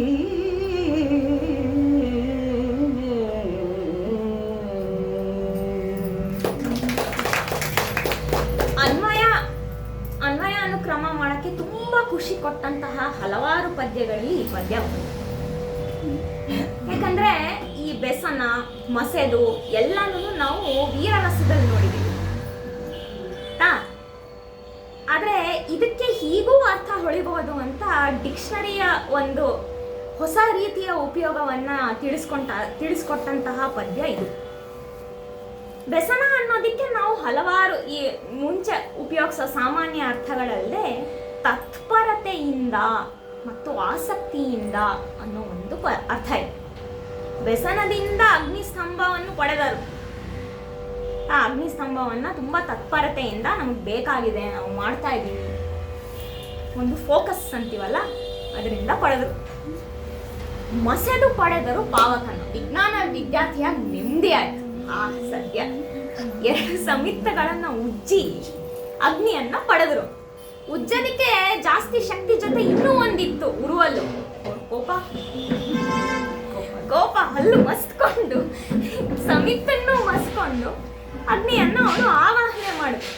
ಯಾರನ್ನ ನೆನ್ಸ್ಕೊಂಡ್ರಪ್ಪ ಇಷ್ಟೆಲ್ಲ ಮಾಡಕ್ಕೆ? ಯಾರನ್ನ ಸಂಹಾರ ಮಾಡ್ಬೇಕು ಅಂತ ಗೊತ್ತಿಲ್ಲದೆ ಹೊರಟಿದಾರಲ್ಲ ಅವನನ್ನೇ, ಆ ಶಶಿಧರನನ್ನೇ ನೆನ್ಸ್ಕೊಂಡ್ರು ಅವರು. ಈಶ್ವರ ಬಾರಪ್ಪ ಅಂತ. ಮಂಗಳವನ್ನು ಉಂಟು ಮಾಡು ಪರಮೇಶ್ವರ, ಏನಕ್ಕೆ? ನಿನ್ನದೇ ಮಂಗಳಕ್ಕೆ ಅಂತ ಅವ್ರಿಗೆ ಗೊತ್ತಿಲ್ಲ, ಅದು ಒಬ್ಬರಿಗೆ ವಧೆ ಆಗ್ಬೇಕು ಅಂತ. ಸುಮುಹೂರ್ಹದಲ್ಲಿ, ಕುಂಡದಲ್ಲಿ, ಯಜ್ಞ ಕುಂಡದಲ್ಲಿ, ವ್ಯಸನದಲ್ಲಿ. ಈಗ ಸಾಮಾನ್ಯ ಅವನಿಗೊಂದು ದುರ್ವ್ಯಸನ ಇದೆ ರೀ. ನಮ್ಮ ಸಾಮಾನ್ಯ ಅರ್ಥ ಅದು ಚಟ. ಇಲ್ಲಿ ಚಿಂತನೆ. ಏನ್ ಮಂತ್ರ ಹೇಳಿದ್ರೆ ಅಗ್ನಿ ನಮ್ಮ ಮಾತು ಕೇಳ್ತಾನೆ. ಬರ್ಬೇಕಾಗಿರೋರು ಸಾಕ್ಷಾತ್ ಹವ್ಯವಾಹನ. ಏನ್ ಮಂತ್ರ ಹೇಳಿದ್ರೆ ಅಗ್ನಿ ಇವ್ರ ಮಾತು ಕೇಳ್ಬೇಕಲ್ಲ, ಸ್ವಲ್ಪ ಏನೋ ಹೇಳ್ತಾ ಇದ್ದಾರೆ ಅಂತ ಗಮನ ಕೊಡ್ಬೇಕಲ್ಲ. ಅವನು ಸಪ್ತಜೀವ ಕಾಯ್ತಾ ಇರ್ತಾನೆ. ಅವ್ನು ಬರ್ಬೇಕಲ್ಲ. ಹೆಂಗೆ ಕರೆಯೋದು? ಗಡೆಯಲ್ಲಿ ಒಂದು ಅತ್ಯದ್ಭುತವಾದ ಪದಪ್ರಯೋಗ ನಂಗೆ ತುಂಬಾ ಇಷ್ಟ ಆಯ್ತು. ಮನುಷ್ಯ ಮಾರುತ ಸಮಸಖನನು. ಅಗ್ನಿ ಮತ್ತು ಗಾಳಿ ಇಬ್ರು ಕ್ಲೋಸ್ ಫ್ರೆಂಡ್ಸ್. ಒಬ್ಬನ ಬದ್ರೆ ಇನ್ನೊಬ್ಬ ಜೋರಾಗ್ಬಿಡ್ತಾನೆ. ಅದು ಪ್ರಭಾವ ಅತ್ಯಧಿಕ. ಅವನನ್ನ ಒಡಬಡಿಸಿದರು ಅಂದ್ರೆ ಇಬ್ರನ್ನು ಕನ್ವಿನ್ಸ್ ಮಾಡಿದ್ರು, ಬನ್ರಿ ಸ್ವಲ್ಪ ಇಲ್ಲಿ ಅಂತ. ಯಾಕೆಂದ್ರೆ ಇವನ್ ಜೋರಾಗಿ ಉರಿಬೇಕು, ಹವಿಸ್ ಹೋಗ್ಬೇಕು, ಅಗ್ನಿ ಬರ್ಬೇಕು, ಕೆಲಸ ಆಗ್ಬೇಕು. ತುಂಬಾ ಖುಷಿ ಕೊಟ್ಟಂತಹ ಒಂದು ಅತ್ಯಪೂರ್ವವಾದ ಪದ್ಯ ಇದು. ಮುಂದೆ ಅಗ್ನಿನ ಕರಿತಾ ಇದ್ದಾರೆ. ಪರಿಮಿತ ಅಪಸ್ಮಾರ ಮಂತ್ರಾಕ್ಷರವ ಜಪಿಸುತ್ತ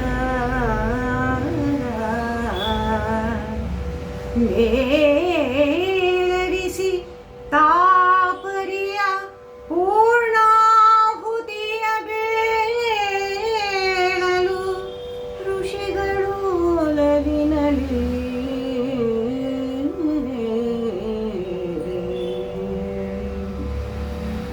ಕಾರಮೆಸೆವ ಮಂತ್ರಗಳಿಂ ವಿಸ್ತರಿಸಿ ಮೆಚ್ಚಿಸಿ ವರದನು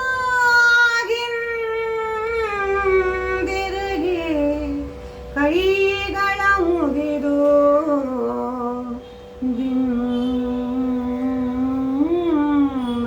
ಮಾಡಿದರು ಬಳಿಕ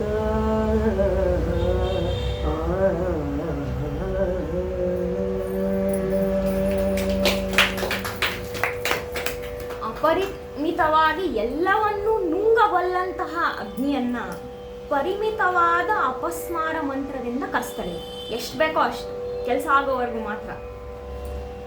ಅದು ಎಲ್ಲಿಗೆ ಹೋಗ್ಬೇಕು, ಎಷ್ಟು ಮಾಡಬೇಕು ಅಂತ ತಿಳಿಸ್ಬೇಕಲ್ಲ, ಅದನ್ನ ಹೇಳ್ತಾ ಇರೋ ವಿಧಾನ ಇದು. ಅಪಸ್ಮಾರ ಮಂತ್ರ ಅಂತ ಏನಿದೆ, ಅಪಸ್ಮಾರ ಅನ್ನೋದು ರುದ್ರಗಣಗಳ ಒಂದು ಗುಂಪು. ಇವಾಗಿನ ಸಾಮಾನ್ಯ ಅರ್ಥದಲ್ಲಿ ಎಪಿಲೆಪ್ಸಿ ಅಥವಾ ಫಿಟ್ಸ್ ಅಂತ ಅನ್ಕೋಬಾರ್ದು. ಇದು ರುದ್ರಗಣಗಳ ಒಂದು ಹೆಸರು. ಈ ರುದ್ರಗಣಗಳ ಗುಂಪನ್ನು ಮಂತ್ರಾಕ್ಷರದಿಂದ ಜಪಿಸುತ್ತಾ, ಯಾಕೆಂದ್ರೆ ಅಗ್ನಿ ಮತ್ತೆ ಅವ್ರು ಸೇರ್ಕೊಬೇಕು, ವಧೆ ಆಗ್ಬೇಕಲ್ಲ. ಹಾಗಾಗಿ ಅದೊಂದು ರೌದ್ರ ಬರ್ಬೇಕು.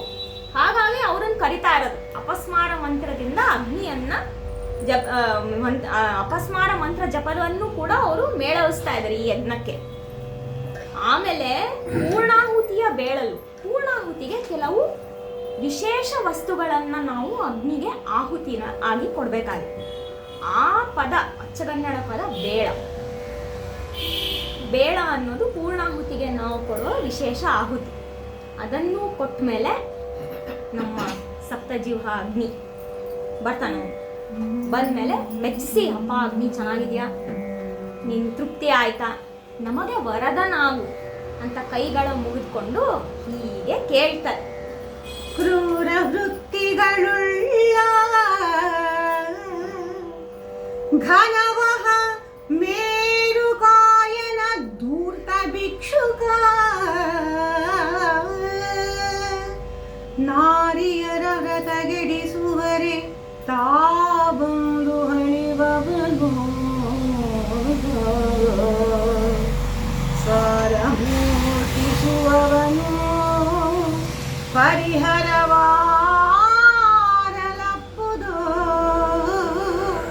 ನಿಮ್ಮ ಕರುಣೆಗಲಿ ಆರೈದು ಅವಮಾನಗೊಳಿಪನನು ಒರೆಸಿ ರಕ್ಷಿಪುದು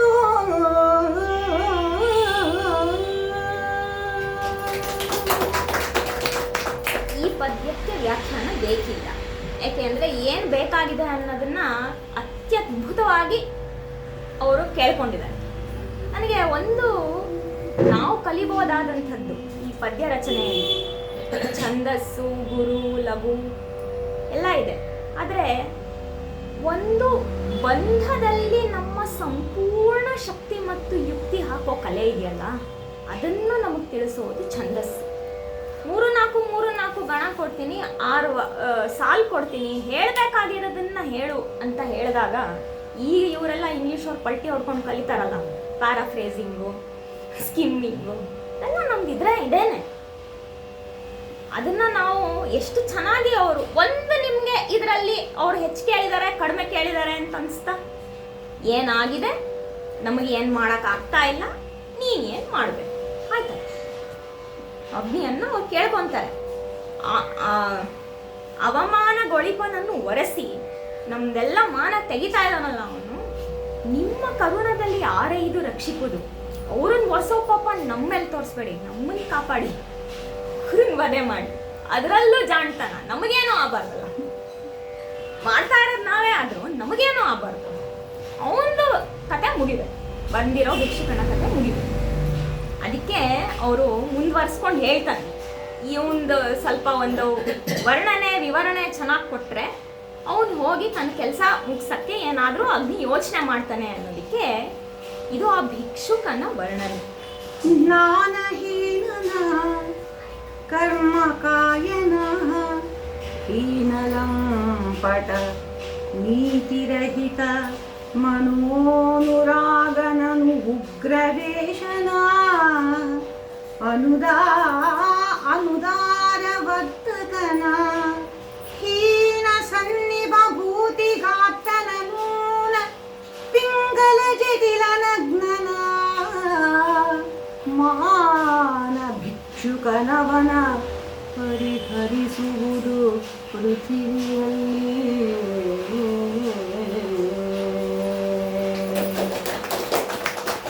ಅಹಂಕಾರ ತನ್ನ ಪಾರಮ್ಯ ಮೆರೆದಾಗ ವಿವೇಕ ಶೂನ್ಯ ಆದರೆ ನಾವು ಒಬ್ಬರನ್ನ ಹೇಗೆ ನೋಡ್ತೀವಿ ಅನ್ನೋದಕ್ಕೆ ಇದು ಉದಾಹರಣೆ. ನಿಧಯೇ ಸರ್ವ ವಿದ್ಯಾನಾಂ, ಅವನನ್ನು ಕರಿತಾ ಇರೋದು ಜ್ಞಾನಹೀನ ಅಂತ ಆಯ್ತಾ. ಅವನು ಅಭವ, ಅವನಿಗೆ ಕಷ್ಟ ನಷ್ಟ ಅದರದೆಲ್ಲ ಒಂದು ಅಂಟಿಲ್ಲ, ಅವನಿಗೆ ಹೇಳ್ತಾ ಇರೋ ಒಂದು ಕರ್ಮಕಾಯ ಆಯ್ತಾ. ಅವನು ಪರಮ ವೈರಾಗಿ ಮೂಲದಲ್ಲಿ, ಇವರು ಅವನನ್ನ ನೋಡ್ತಾ ಇರೋದು ಹೀನ ಲಂಪಟನ ಆಯ್ತಾ. ಸಾಕ್ಷಾತ್ ಧರ್ಮದೇವತೆ, ಅವನಿಗೆ ಇವನು ಬೈತಾ ಇರೋದು ನೀತಿರಹಿತ ಅಂತ ಆಯ್ತಾ. ಮದನನನ್ನ ಸಂಹಾರ ಮಾಡಿದಂತಹ ಮದನಾರಿ ಮನೋನುರಾಗ ಆಯ್ತಾ. ಅದಾದ್ಮೇಲೆ ಶಾಂತ ಸದಾಶಿವ ಉಗ್ರವೇಷಧಾರಿ ಆಯ್ತಾ. ಉದಾರ ಮನಸ್ಕ, ಯಾರು ಏನು ಕೇಳಿದ್ರು ಕೊಡೋನ್ನ, ಅನುದಾರ ವರ್ತಕನು, ಏನು ಹಿಂಗಿರ್ಬೇಕು ಅಂತ ರೀತಿ ನೀತಿ ಗೊತ್ತಿಲ್ದಿರೋ ಬರೀ ಎಲ್ಲ ಹತ್ರನೂ ಭಿಕ್ಷೆ ಬೇಡ್ತಾನೆ, ಅವನಿಗೇನು ಕೊಡ್ತಾನೆ. ನಾವು ಭಿಕ್ಷೆ ಬೇಡೋ ಸ್ಥಿತಿಲಿ ಇರ್ಬೇಕಾದ್ರೆ ನಾವು ಏನು ಕೊಡ್ತೀವಿ ಅನ್ನೋ ಒಂದು ತಾತ್ಪರ್ಯದಲ್ಲಿ ಪರಮ ಮಂಗಳ ಮೂರ್ತಿ ಮೂಲದಲ್ಲಿ ಇವ್ರ ಕೈ ಪಾಪ ಎಳಿಸ್ಕೊಂತ ಇರೋದು ಹೀನ ಸನ್ನಿಧ. ಆಮೇಲೆ ಸಾಕ್ಷಾತ್ ಸುಂದರೇಶ್ವರ, ಅನೂನ ಪಿಂಗಳ ಜಟಿಲಾಕ್ಷ ಅಂತ ವಿಪರೀತ ಹೆಚ್ಚಾಗಿರುವಂಥ ಒಂದು ಕಂದು ಬಣ್ಣದ ಒಂದು ಜಟೆ ಉಳ್ಳವನು. ನಿಧಯ ಗುರವೇ ಸರ್ವ ಲೋಕಾಣಂ ಭಿಷಜೆ ಭವರೋಗಿಣ ನಿಧಯೇ ಸರ್ವ ವಿದ್ಯಾನಾಂ ಶ್ರೀ ದಕ್ಷಿಣಾಮೂರ್ತಯೇ ನಮಃ ಅನ್ನೋ ಇವ್ರು ಕರಿತಾ ಇರೋದು ಅಜ್ಞ, ಏನು ಗೊತ್ತಿಲ್ಲ ಅಂತ. ಅದಾದ್ಮೇಲೆ ಕುಬೇರನಿಗೆ ನವನಿಧಿ ಕೊಟ್ಟಂತಹ ಐಶ್ವರ್ಯೇಶ್ವರನಾದಂತಹ ಈಶ್ವರನ್ನ ಮಾನ ಭಿಕ್ಷುಕ ಅವನು. ಏನು ಮಹಾ ಭಿಕ್ಷೆ ಬೇಡಕ್ಕೆ ಬಂದಿದ್ದಾನೆ ನೋಡು, ಅವ್ನು ಹಿಂಗೆ ಮಾಡ್ಬಿಟ್ಟಿದ್ದಾನೆ. ಓಪ ಮಾತಾಡಿಸ್ತಾರೆ ಎಲ್ಲ ಹೇಳ್ಬಿಟ್ಟು ಆಮೇಲೆ ಇಂಥವನನ್ನ ಈಗ ಅವ್ರು ಯಾರನ್ನು ಹೋಗಿ ಸಂಹಾರ ಮಾಡಬೇಕಾಗಿದೆ ಆ ಭಿಕ್ಷುಕನ ವರ್ಣನೆಯನ್ನ ಹೇಳ್ಬಿಟ್ಟು ಸಂಹಾರ ಮಾಡಬೇಕು ಅಂದಿದ್ದಕ್ಕೆ ನಮ್ಮ ಹವ್ಯವಾಹನ ಏನ್ ಮಾಡ್ದ ಅನ್ನೋದು ಮುಂದಿನ ಪದ್ಯ. ಏನಲು ಹರುಷದಲ್ಲಿ ಪಾವಕನಯದಲ್ಲಿ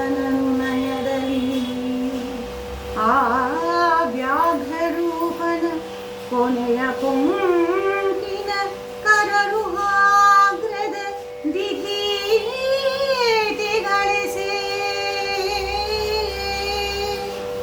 ಮುನಿಗಳಿಗೆ ಪೊಡಮಟ್ಟು ಬೆಸಸೆ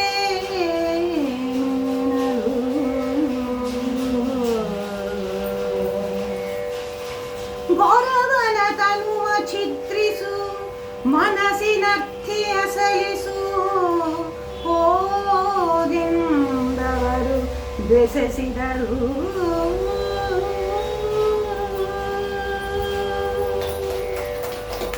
ಅಗ್ನಿದೇವ ಈ ಒಂದು ವರ್ಣನೆಯನ್ನು ದತ್ತಾಂಶ ಡೇಟಾ ಆಗಿ ತಗೊಂಡ. ಇವರು ಅವರ ಸಮಸ್ಯೆಯನ್ನ ಹೇಳಿದ್ದಾರೆ. ಈಗ ಅದಕ್ಕೊಂದು ಪರಿಹಾರ ಸಿಗಬೇಕಾಗಿದೆ. ಏನೊಬ್ಬ ಭಿಕ್ಷುಕ ತಾನೆ ಹುಲಿನ ಕಳಿಸ್ಬಿಡೋದು, ನೋಡ್ಬಿಟ್ಟು ಹೆದರ್ಕೊಂಬಿಡ್ತಾರೆ. ಹೆದರ್ಕೊಳ್ಳೋ ಅಂತ ಹುಲಿ ಸೃಷ್ಟಿ ಮಾಡ್ಬೇಕಲ್ಲ. ಈಗ ಸೃಷ್ಟಿಯಾಗಿ ಅಗ್ನಿಯಿಂದ ಈಚೆ ಬರ್ತಾ ಇರೋ ಹುಲಿ ಹೇಗಿದೆ? ಪಾವಕನು ಅನುನಯದಲ್ಲಿ ಅಂದ್ರೆ ಆಯ್ತು, ಇವಾಗ ನಂಗೆ ಅರ್ಥ ಆಗಿದೆ ನಿಮ್ಮ ಸಮಸ್ಯೆ ಏನು ಅಂತ, ಕೊಡ್ತಾ ಇದ್ದೀನಿ ಪರಿಹಾರ ತಗೊಳ್ಳಿ ಅಂತ ಕೊಟ್ಟಂತಹ ವ್ಯಾಘ್ರ ರೂಪ ಬಂತು ಒಂದು ಹುಲಿ. ಹೇಗಿತ್ತು? ಕೊನೆಯ ಕೊಂಕಿನ, ಅದು ಕೊಂಕಾದ ಒಂದು ಪಂಜಿರುತ್ತಲ್ಲ, ಅದು ಕರರು ಹಾಗರದು ತುಂಬ ಚೂಪಾದಂತಹ ಒಂದು ಪಂಜಿ. ಗೀತಿಗಳ ಎಸೆಯ ಆ ಪಂಜಿಂದಾನೇ ಪ್ರಕಾಶ ಬರ್ತಾ ಇದೆ ಅಂತ. ಅವನು ಅಗ್ನಿಯಿಂದ ಹುಟ್ಟಿರ್ತಾನೆ. ಆಗ್ತಾನೆ ಒಂದು ಇದರಿಂದ ನಾವು ಮೂರ್ತಿಗಳನ್ನು ಮಾಡುವಾಗ ಫರ್ನೆಸ್ಸಿಂದ ತೆಗಿತೇವಲ್ಲ, ಅದೇ ತುಂಬ ಹೊಳಿತಾ ಇರುತ್ತೆ.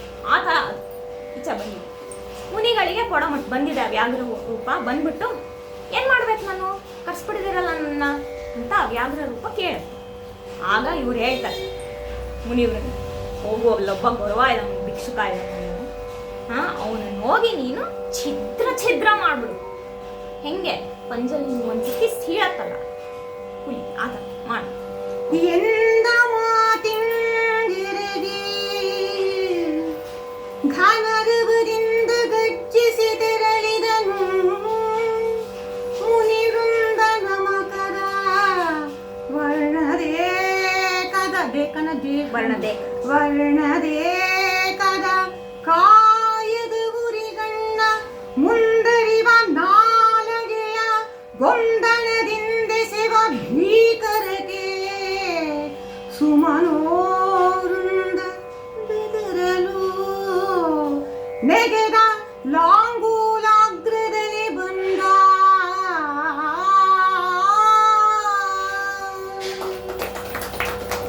ಈ ಪದ್ಯದ 3ನೇ ಸಾಲಲ್ಲಿ ಒಂದು ಪಾಠ ಕೆಟ್ಟಿರ್ಬೋದು ಅನ್ನೋ ಒಂದು ಮಾತನ್ನ ಈ ಸಂದರ್ಭದಲ್ಲಿ ನಾನು ಹೇಳಕ್ ಇಚ್ಛೆಪಡ್ತೀನಿ. ನಮಕದ ವರ್ಣ, ಈ ನಮಕ ಮತ್ತು ವರ್ಣ ಇದೆರಡೂ ಯಾವುದೇ ಭಾಷೆ, ಕನ್ನಡ, ಸಂಸ್ಕೃತ ಇತ್ಯಾದಿ ಯಾವ ಭಾಷೆಗಳಲ್ಲೂ ವರ್ಣ ಅನ್ನೋದು ಸಂಸ್ಕೃತ ಪದ ಆದ್ರೂ, ನಮಕ ಅನ್ನೋದು ರುದ್ರಂ ನಮಕ ಚಮಕಗಳು ಆದ್ರೂ ಅದೆರಡೂ ಇಲ್ಲಿ ಅರ್ಥಕ್ಕೆ ಹೊಂದ್ಕೋತಾ ಇಲ್ಲ. ನಮಕ ಅನ್ನೋ ಅರ್ಥ ಏನಿದೆ ಅದು ಇಲ್ಲಿ ಹೊಂದ್ಕೋತಾ ಇಲ್ಲ. ಹಾಗಾಗಿ ನಾನು ಅದನ್ನ ಹೇಗೆ ಬಿಡಿಸಿದ್ದೀನಿ ಅನ್ನೋದನ್ನ ಇಲ್ಲಿ ಅನ್ವಯ ಮಾಡ್ತಾ ಇದ್ದೀನಿ. ಮುನಿವೃಂದನ ಎಂದ ಮಾತಿಂಗೆ, ಮುನಿವೃಂದನೂ ಆಗಬೇಕಾಗಿತ್ತು, ಅದು ನನ್ನ ಮೊದಲನೇ ಊಹ. ಮುನಿವೃಂದವೂ ಕೂಡ ಆಗ್ಬೋದಿತ್ತು. ಎಂತ ಮಾತಿಂಗೆ, ಈ ಮುನಿಗಳು ಹೇಳಿದ್ರಲ್ಲ ಹೋಗ್ಬಿಟ್ಟು ಸಂಹಾರ ಮಾಡು ಅಂತ, ಎರಗಿ ಆಯ್ತು ಅಂತ ಘನರವದಿಂದ ಗರ್ಜಿಸಿ. ಸಿಂಹ ಮತ್ತು ವ್ಯಾಘ್ರಗಳ ಗರ್ಜನೆ ಒಂದು ಬೇಸ್ ವಾಯ್ಸಲ್ಲಿ ಇರ್ತಲ್ಲ, ಅದು ಘನತೆ, ಇಟ್ ಈಸ್ ವೆರಿ ಇಂಟೆನ್ಸ್. ಅದು ಆ ಘನತೆ ಗರ್ಜಿಸಿ ತೆರಳಿದನು, ಹೊರಡ್ತಾನೆ. ಹೇಗಿದ್ದ ಅವನು?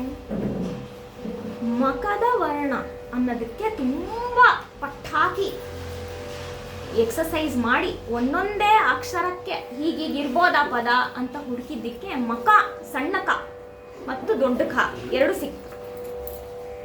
ಮಖಮಲ್ಲ ಅಂತ ಒಂದು ಪದ ಇದೆ, ವೆಲ್ವೆಟ್ ಅಂತೀವಲ್ಲ, ಅದು ಸಿಂಹದ ಚರ್ಮ, ಹುಲಿ ಚರ್ಮ ವೆಲ್ವೆಟ್ ಥರ ಸಾಫ್ಟ್ ಇರುತ್ತೆ.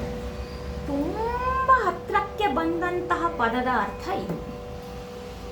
ಮಕರ ವರ್ಣ ಅಂದರೆ ಮಾಸ್ಲು ಬಣ್ಣ ಇರುತ್ತೆ, ಅದು ಅಲ್ಲಲ್ಲಿ ಎಲ್ಲೆಲ್ಲೋ ಹೊಳಿತಿರುತ್ತೆ. ಈಗ ಹುಲಿ ಒಂದು ಬ್ರೈಟ್ ಡ್ರೆಸ್ ಹಾಕೊಂಡು ಅಥವಾ ಬ್ರೈಟ್ ಕಲರ್ಡ್ ಆಗಿ ಅದು ಹೋಗಿ ಬೇಟ ಆಡಬೇಕು ಅಂದರೆ ಬೇರೆ ಪ್ರಾಣಿ ಪಕ್ಷಿಗಳಿಗೆ ಗೊತ್ತಾಗಲ್ವಾ, ಬಂದು ತಿನ್ಬಿಡುತ್ತೆ, ನಾವು ಬಚ್ಚಿಟ್ಕೋಬೇಕು ಅಂತ. ಬೇಟೆ ಆಡುವಂಥ ಪ್ರಾಣಿ ಹುಲಿ ಕ್ಷಮಿಸಿ. ಹಾಗಾಗಿ ಅದರ ಬಣ್ಣ ಮಾಸಲಾಗಿರ್ಬೇಕು. ಇದು ನಮಕದ ಆಗದೆ ಸವಕಲಾಗಿರುವಂಥ ಅಥವಾ ಅದಕ್ಕೆ ಪರ್ಯಾಯವಾಚಿ ಯಾವ್ದಾದ್ರು ಪದ್ಯ ಬಂದರೆ ರಸ್ಟ್ ಬಣ್ಣ, ಆರೆಂಜ್ ಹೇಳ್ತೀವಲ್ಲ ಆ ಬಣ್ಣ, ಮತ್ತು ಅದಕ್ಕೆ ಕಪ್ಪು ಪಟ್ಟೆ ಇರುತ್ತೆ, ಅದಕ್ಕೆ ಆ ಬಣ್ಣಕ್ಕೆ ಅದು ಒಂದು ಅರ್ಥ ಸೂಕ್ತ ಆಗ್ಬೋದು. ದೇಕದ ಕಾಯದ, ತುಂಬ ಕಷ್ಟಪಟ್ಟು ಹುಡುಕಿದಂಥ ಅರ್ಥ ಇದು. ಅಮ್ಮ ಕೇಳಿದ್ರಲ್ಲ ದೇಹನ ದೇಕಾನ ಅಂತ, ನಾನು ಅಂದೆ ಇಲ್ಲ ದೇಕಾನೆ ಅಂತ. ದೇಕೋದು ಅಂದರೆ ಏನು ಗೊತ್ತಾ, 4 ಥರ ತೆವಳೋದಿದೆ. ಒಂದು ನಮ್ಮ ಅಂಬೆಗಾಲ್ ಕೃಷ್ಣ ಹೋಗೋ ರೀತಿ, ಇನ್ನೊಂದು ಹುಲಿ ಮತ್ತು ಸಿಂಹಗಳು ಬೇಟೆ ಆಡುವಾಗ ತೆವಳೋ ರೀತಿ, 3ನೇದು ಯುದ್ಧರಂಗದಲ್ಲಿ ನಮ್ಮ ಸೈನಿಕರು ತೆವಳೋ ರೀತಿ, 4ನೇದು ನಮ್ಮ ದೇಹ ಪೂರ್ತಿ ತನ್ನ ಒಂದು ನರಮಂಡಲ ತನ್ನ ಸ್ಥಿಮಿತ ಕಳ್ಕೊಂಡಾಗ ನಮಗೆ ಚಲನಶಕ್ತಿ ಇರೋದಿಲ್ವಲ್ಲ, ಆಗ ಚತುಷ್ಪಾದ ಮತ್ತು ದ್ವಿಪಾದಿಗಳು ಏನು ಹೇಳ್ತೀವಿ ಅವುಗಳು ಹೋಗೋ ರೀತಿ. ದೇಕದ ಕಾಯದ ನೋಡಿ, ಅದು ದೇಕ್ಕೊಂಡು ಹಿಂಗೆ ಬೇಟೆ ಆಡ್ಬೇಕಲ್ಲ, ಇಲ್ಲಿ ವಿಭಕ್ತಿ ಪಲ್ಲಟ ಆಗಿರ್ಬೋದು ಅಂತಾನು ನಂದೊಂದು ಊಹೆ ಇದೆ. ದೇಕುವ ಕಾಯದ ಆಗಿರ್ಬೇಕಿತ್ತದು ಅಂತ, ಅಥವಾ ಹಾಗೆ ಅದರ ಪರ್ಯಾಯವಾಚಿ ಪದ ಇರ್ಬೋದು. ಉರಿಗಣ್ಣ, ಕಣ್ಣಲ್ಲೇ ಅದು ಎಲ್ಲ ಒಂದು ಮೊನಚು ಏನು ಹೇಳ್ತಾರೆ, ಅದು ಕಾಂತಿ ಎಲ್ಲಾನು ಊರು ಉರಿತಾ ಇದೆ, ಅಗ್ನಿಯಿಂದನೇ ಎದ್ದು ಬಂದಿದೆ ಅದು ಇಲ್ಲಿ, ಹಾಗಾಗಿ ಕಣ್ಣು ಉರಿತಾ ಇದೆ. ಮುಂದರಿವ ನಾಲ್ಗೆ ಮುಂಚಾಚ್ಕೊಂಡು ಅಂತ ಅದು ಹೋಗಿ ತನ್ನ ಒಂದು ಬೇಟೆಯನ್ನ ಹಿಡಿಯೋ ಒಂದು ಸ್ಥಿತಿಲಿರುವಾಗ ಅದು ಅಂತ ಚಾಚತ್ತಲ್ಲ, ಅದು ನಾಲಗೆಯ ಭೀಕರಕ್ಕೆ. ಇದು ನೋಡೆ ಅಷ್ಟು ಭಯಂಕರವಾಗಿದೆ. ಗೊಂದಣದಿಂದ ಸವ ಸುಮನೋ ವೃಂದ, ಇವರೆಲ್ಲ ಎಲ್ಲಿದ್ರು? ಇವರು ಅಷ್ಟು ಕಷ್ಟಪಟ್ಟು ಹೋಮ ಮಾಡ್ತಾ ಇದ್ರಲ್ಲ, ಏನ್ ಮಾಡ್ತಾ ಇದಾರೆ ಅಂತ ಮೇಲ್ಗಡೆಯಿಂದ ದೇವತೆಗಳು ಗುಂಪು ಕಟ್ಕೊಂಡು ನೋಡ್ತಾ ಇದ್ರು. ಅವರೆಲ್ಲ ಅವರೇ ಬೆದರೋಗ್ಬಿಟ್ರಂತ. ಓ ಹಾಗೆ ಅದೊಂಥರ ಹೆಂಗೆ ಅಂದ್ರೆ, ಎಲ್ಲೋ ಏನೋ ನಡೀತಾ ಇರುತ್ತೆ, ಒಂದು 5 ನಿಮಿಷ ಆದ್ಮೇಲೆ ಎಲ್ಲರೂ ಹೋಗ್ಬಿಡ್ತಾರೆ ಅಂತ ಸುಮ್ಮನಿರ್ತೀರಿ, ಆಮೇಲೆ ಇನ್ನೂ ನಡೀತಾನೇ ಇರುತ್ತೆ ಅಂತ ಇಟ್ಕೊಳ್ಳಿ. ಫಸ್ಟ್ ಕಿಟಕಿಲಿ ಹಿಂಗೆ ನೋಡೋದು, ನಿಜವಾಗ್ಲೂ ಏನೋ ಗಲಾಟೆ ಆಗಿದೆ ರೀ ಅಂತ ಗೇಟ್ ತನಕ ಬಂದು ನಿಂತ್ಕೊಳ್ಳೋದು.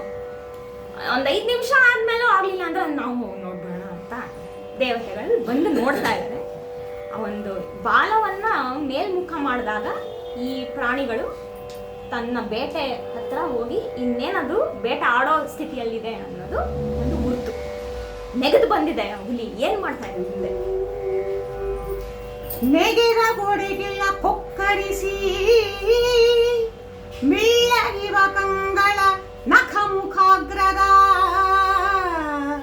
ಹೊಗೆಯ ಸುಯಿಲಿನ ತೆರೆದ ಬಹುಳ ಭಯಾನಕ ಆನನದ ವಿಗಡ ರೂಪಿಯ ಕಂಡು ಮುನಿಗಳು ಸೊಗಸಿ ತಳೆದು ಭೀತಿಯ ಬಿಗುಹು ಬಿಡೆ ಧರೆಡುಗೆ ಬಂದನು ರುದ್ರ ನಿದ್ದೆಡೆಗೆ.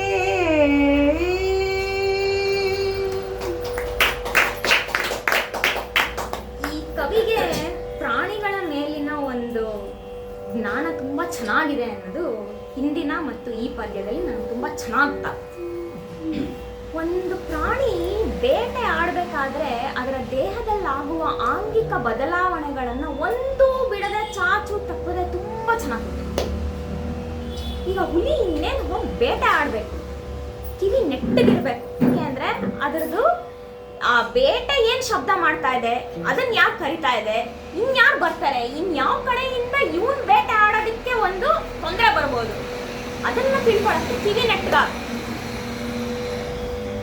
ಕೊಕ್ಕರಿಸಿ ಮಿಳ್ಳಗಿವೆ. ಹಿಂಗೆ ಕಣ್ಣು ಈ ಕಡೆ ಆ ಕಡೆ ಚಲನೆ ಮಾಡಬಾರ್ದು, ಕಣ್ಣು ಬೇಟೆ ಮೇಲೆ ಇರ್ಬೇಕು. ಈ ಕಡೆ ಆ ಕಡೆ ಚಲನೆ ಮಾಡ್ಬಿಟ್ಟು ಇನ್ಯಾವುದೋ ಜಿಂಕೆ ಚೆನ್ನಾಗಿ ಕಂಡ್ಬಿಟ್ರೆ ಬೇಕಾಗಿರೋದನ್ನ ನೋಡಾಗಿದೆ, ಈಗ ಅದ್ರ ಮೇಲೆ ಇರಬೇಕು ಗಮನ. ಕಂಗಳ ಅನ್ನೋದು ಇಲ್ಲಿ ಊಹಾಪಾಠ ಮಾಡಿದ್ದಾರೆ ಅವರು. ನಖಮುಖಾಗ್ರದ ಪಂಜು ತಯಾರಾಗಿದೆ, ಹೋಗಿ ಹಾಕಿ ಸೀಳಕ್ಕೆ. ಹೊಗೆಯ ಸುಯಿಲಿನ ಅದ್ಭುತವಾದ ವರ್ಣನೆ ಇದಂತೂ. ಅದು ಓಡ್ತಾ ಇರುತ್ತಲ್ಲ, ಇನ್ನೇನು ಬೇಟೆ ಆಡಬೇಕು ಅಂತ ಏದುಸ್ರು ಬರುತ್ತಲ್ಲ, ದೂಸರಲ್ಲಿ ಬರ್ತಾ ಇರೋದು ಗಾಳಿ ಅಲ್ಲ, ಬೆಂಕಿ ಹೊಗೆ. ಅದು ಉಚ್ಛ್ವಾಸ ನಿಶ್ವಾಸಗಳೇ ಹೊಗೆ ಬರ್ತಾ ಇದೆ. ಯಾಕೆಂದ್ರೆ ಅಗ್ನಿಯಿಂದ ಬಂದಿದ್ದಾನ ಅವನು ಹುಲಿ. ತೆರೆದ ಬಹುಳ ಭಯಾನಕವಾದ ಒಂದು ಮುಖ, ಚಂಡ ವ್ಯಾಘ್ರ ಅಂತ ಅದು. ವಿಗಡ ರೂಪಿಯ ಕಂಡು ಮುನಿಗಳು ಸೊಗಸಿ ತಲೆದೂಗಿದರು. ಎಲ್ಲಿ ಬೇರೆಯವ್ರಿಗೆಲ್ಲ ಭಯ ಆಗ್ತಾ ಇದೆ, ಇವರು ಕಸಿದಾರಲ್ಲ ಕೆಲಸ ಮಾಡಿರೋರಿಗೆ ಆವೇಶ್. ನಾವು ಕೇಳಿದ್ದಕ್ಕೊಂದು ಸರಿಯಾದಂತ ಒಂದು ಪರಿಹಾರವನ್ನ ಅಗ್ನಿದೇವ ಕೊಟ್ಟಿದ್ದಾರೆ. ಆಯ್ತು, ಇನ್ನೇನ್ ನಮ್ಗೇನ್ ಭಯ ಬೇಕಾಗಿಲ್ಲ ಅಂದ್ರೆ ಇವ್ರು ಭಯ ಪಡ್ಕೊಂತಿಲ್ಲ, ಜಸ್ಟ್ ಇಡೀ ಭೂಮಿ ನಡುತ್ತಾ ಇದೆ ಅಷ್ಟೇ. ಇವ್ರು ಮಾಡಿದ್ರೆ ಏನೂ ಆಗಿಲ್ಲ, ಭೂಮಿನೇ ಗಡಗಡ ಅಂತ ನಡುತ್ತಾ ಇದೆ. ಆಮೇಲೆ ಆ ಹುಲಿ ಬಂತು ನಮ್ಮ ರುದ್ರನ ಕಡೆಗೆ. ಏನಾಯ್ತು? ಬರುತ್ತಲಿಹ ಶಾರ್ದೂಲ ದೈತ್ಯನ ಭರವಸವ ನೆರೆ ಕಂಡ ಗಿರಿಜಾವರನು ಭಾಪುರೇ ಮುನಿನಿಕರ ನಾ ಬೆತ್ತಲಿಹೆನೆಂದು ಕರುಣಿಸಿದರೆ ಚಿತ್ರವರ್ಣದ ಪರಿಮಿತದ ಪೀತಾಂಬರವನು ಮುನಿನಿಕರ ಕರುಣಿಸಿದರೆ ಏನುತ ಉರವಣಿಸಿ ಬಾಹಖಳನ ಹಿಡಿದನು ತುಡುಕಿ ಹಸ್ತದಲ್ಲಿ.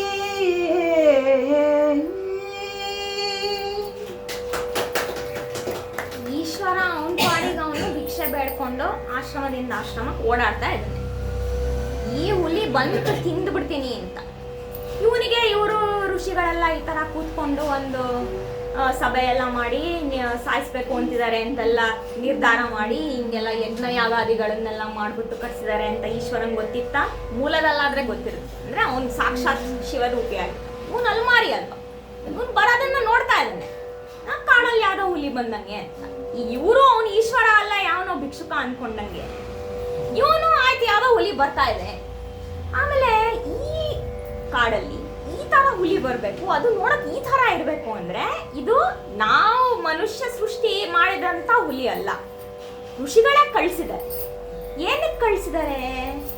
ಓ, ಋಷಿಗಳಿಗೆ ಗೊತ್ತಾಗಿದೆ ನನ್ ಮೈ ಮೇಲೆ ಬಟ್ಟೆನೇ ಇಲ್ಲ ಅಂತ, ತೋಳಿ ಹುಲಿನ ಕಳಿಸ್ತಾ ಇದೀವಿ, ಹುಲಿ ಚರ್ಮವನ್ನ ಬಟ್ಟೆ ಮಾಡ್ಕೊಳ್ಳಿ ಅಂತ ಹೇಳ್ಬಿಟ್ಟು ಕಳಿಸ್ತಾ ಇದ್ದಾರೆ ಅಂತ ಅನ್ಕೊಂಡ. ಏನು ಮಾಡ್ದ ಇವಾಗ? ಆ ಹುಲಿ ಬಂದಿದ್ ಹುಲಿನ ಹಿಂಗೆ ಕತ್ತಲ್ಲಿ ಹಿಂಗೆ ಹಿಡ್ಕೊಂತ, ಅರ್ಧ ಚಂದ್ರ ಪ್ರಯೋಗ ಅಂತೀವಲ್ಲ ಹಂಗೆ ಕತ್ತು ತುಡುಕಿ ಹಿಡಿಯೋದು. ಮುಂದೆ ಘಟ್ಟಿಸಿದ ಶಿಲೆಗಳ ಮಡಿಕೆಯಲಿಟ್ಟಣಿಸಿ ಬೀಳಿಕ್ಕುವಂದದಲ್ಲಿ ಅಷ್ಟಭೂತಿಗಳ ಒಡೆಯನು ಆ ವ್ಯಾಘೇಂದ್ರನನು ಸೀಳಿ ಹುಟ್ಟನು ಉಡುಗೆಯನು ಅದರ ತೊಗಲನು ಮುಟ್ಟಿ ಮುಂಜೆರೆಗಲಿಸೆಯನು ಅಭವನ ಕಟ್ಟಳೆಯ ಕಡುಲೀಲೆಗೆ ಅಮರಾಸುರರು ಉಘೆ ಉಘೆ ಉಘೆ ಎನ್ನಲು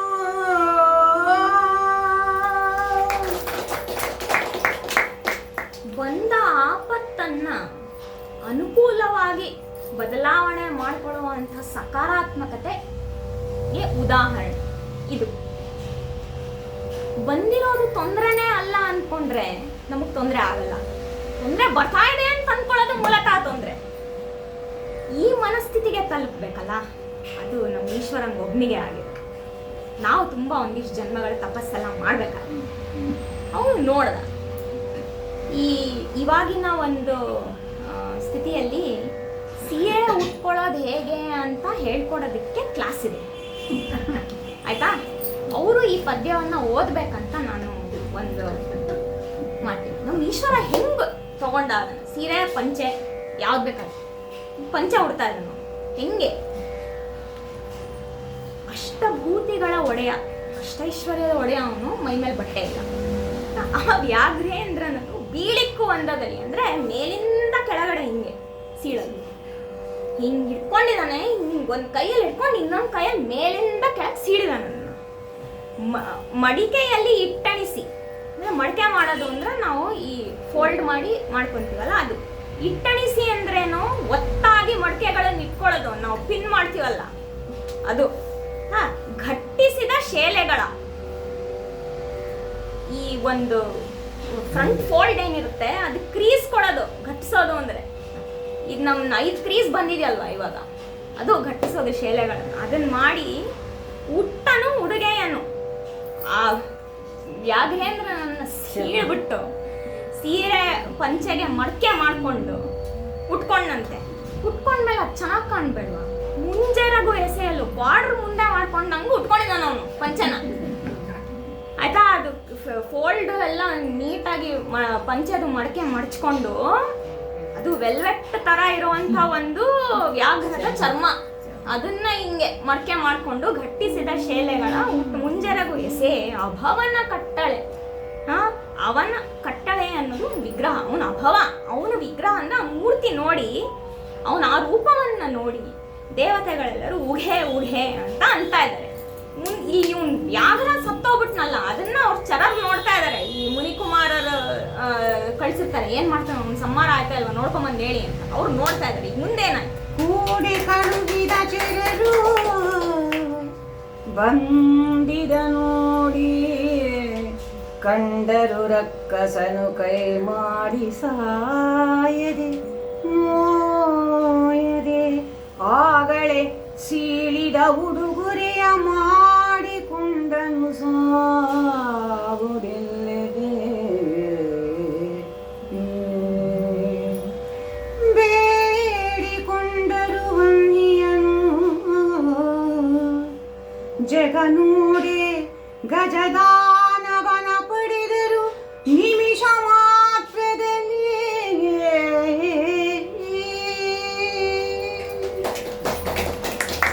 ಇದನ್ನ ಆ ಮುನಿಕುಮಾರರ ಸಹಚರರು ನೋಡ್ತಾರೆ, ಅವ್ರು ವಾಪಸ್ ಬರ್ತಾರೆ. ಇಲ್ಲಿ ಇವರೆಲ್ಲ ಕೂತ್ಕೊಂಡು ಮೇನ್ ಪೀಪಲ್ ಇರ್ತಾರಲ್ಲ, ಎಲ್ಲ ಮಾಡಿ ಅಗ್ನಿನ ಕಸಿ ಮಾಡಿದವರು, ಕೇಳ್ತಾರೆ ಸತ್ತ ಅಲ್ವಾ, ಸಂಹಾರ ಆಯ್ತಲ್ವಾ ಅಂತ. ಅದಕ್ಕೆ ಅವ್ರು ಹೇಳ್ತಾರೆ, ಕೈ ಮಾಡಿ ಸಾಯದೆ, ಹೋರಾಡ್ಬಿಟ್ಟು ಸಾಯಿಲ್ಲ ಅವನು, ಆಯ್ತಾ, ನೋಯದೆ, ಅವನಿಗೆ ನೋವು ಅಂತಾನು ಗೊತ್ತಾಗ್ಲಿಲ್ಲ, ಅಷ್ಟೊತ್ತಿಗೆ ಸೀಳ್ಬಿಟ್ಟಿರ್ತಾನ. ಏನಾಗಿದ್ದಾನ ಅವನು, ಮಾಡಿಕೊಂಡನು ಉಡುಗೊರೆಯ ಬಟ್ಟೆ ತರ ಹಾಕೊಂಬಿಟ್ಟಿದ್ದಾನೆ, ಅವನು ಸತ್ತಿಲ್ಲ. ಆ ಕ್ರೂರ ವೃತ್ತಿಯ ಭಿಕ್ಷುಕ ಸತ್ತಿಲ್ಲ. ಈಗೇನ್ ಮಾಡೋದು, ಮಾಡಿದ್ದೆಲ್ಲ ಹಿಂಗಾಗೋಯ್ತಲ್ಲ, ಮರಳಿ ಯತ್ನವ ಮಾಡು, ಮತ್ತೋದ್ರು ಅಗ್ನಿ ದೇವ ಕಾಪಾಡು. ಅದಕ್ಕೆ ಈ ಸರ್ತಿ ಅಗ್ನಿ, ನಾವು ಮೊದಲೇ ತುಂಬಾ ಶಕ್ತಿಶಾಲಿಯಾದಂತ ಹುಲಿ ಕಳಿಸಿದ್ವಿ, ಆಗಿಲ್ಲ, ಮುಂದಕ್ಕೆ ಹೋಗೋಣ, ಆನೆನ್ ಕರ್ಸ. ಜನಿಸಿ ಬಂದು ಗಜಾಸುರನು ಮುನಿ ಜನರಿಗೆ ಅಭಿವಂದನೆಯ ಮಾಡಿದನು. ಅನುನಯದೆ ಅವ ಜೀಯ ಬೆಸೆಸೆನೆಂದು ಬಿನ್ನವಿಸೆ.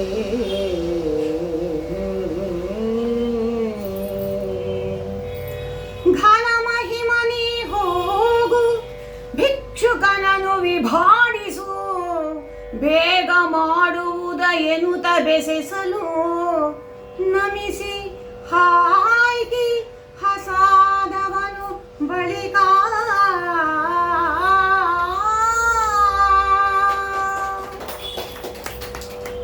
ಇಲ್ಲಿ ಅಗ್ನಿಯಿಂದ ಉತ್ಪತ್ತಿಯಾಗಿರುವ ಗಜಾಸುರ ಮತ್ತು ಮಹಿಷಾಸುರನ ಮಗ ಗಜಾಸುರ ಇಬ್ರು ಒಂದೇನಾ ಬೇರೆ ಬೇರೆನಾ ಅನ್ನೋದು ಇಲ್ಲಿ ಕವಿಯ ಕಲ್ಪನೆಗೆ ನಾವು ಬಿಡ್ಬೇಕಾಗುತ್ತೆ.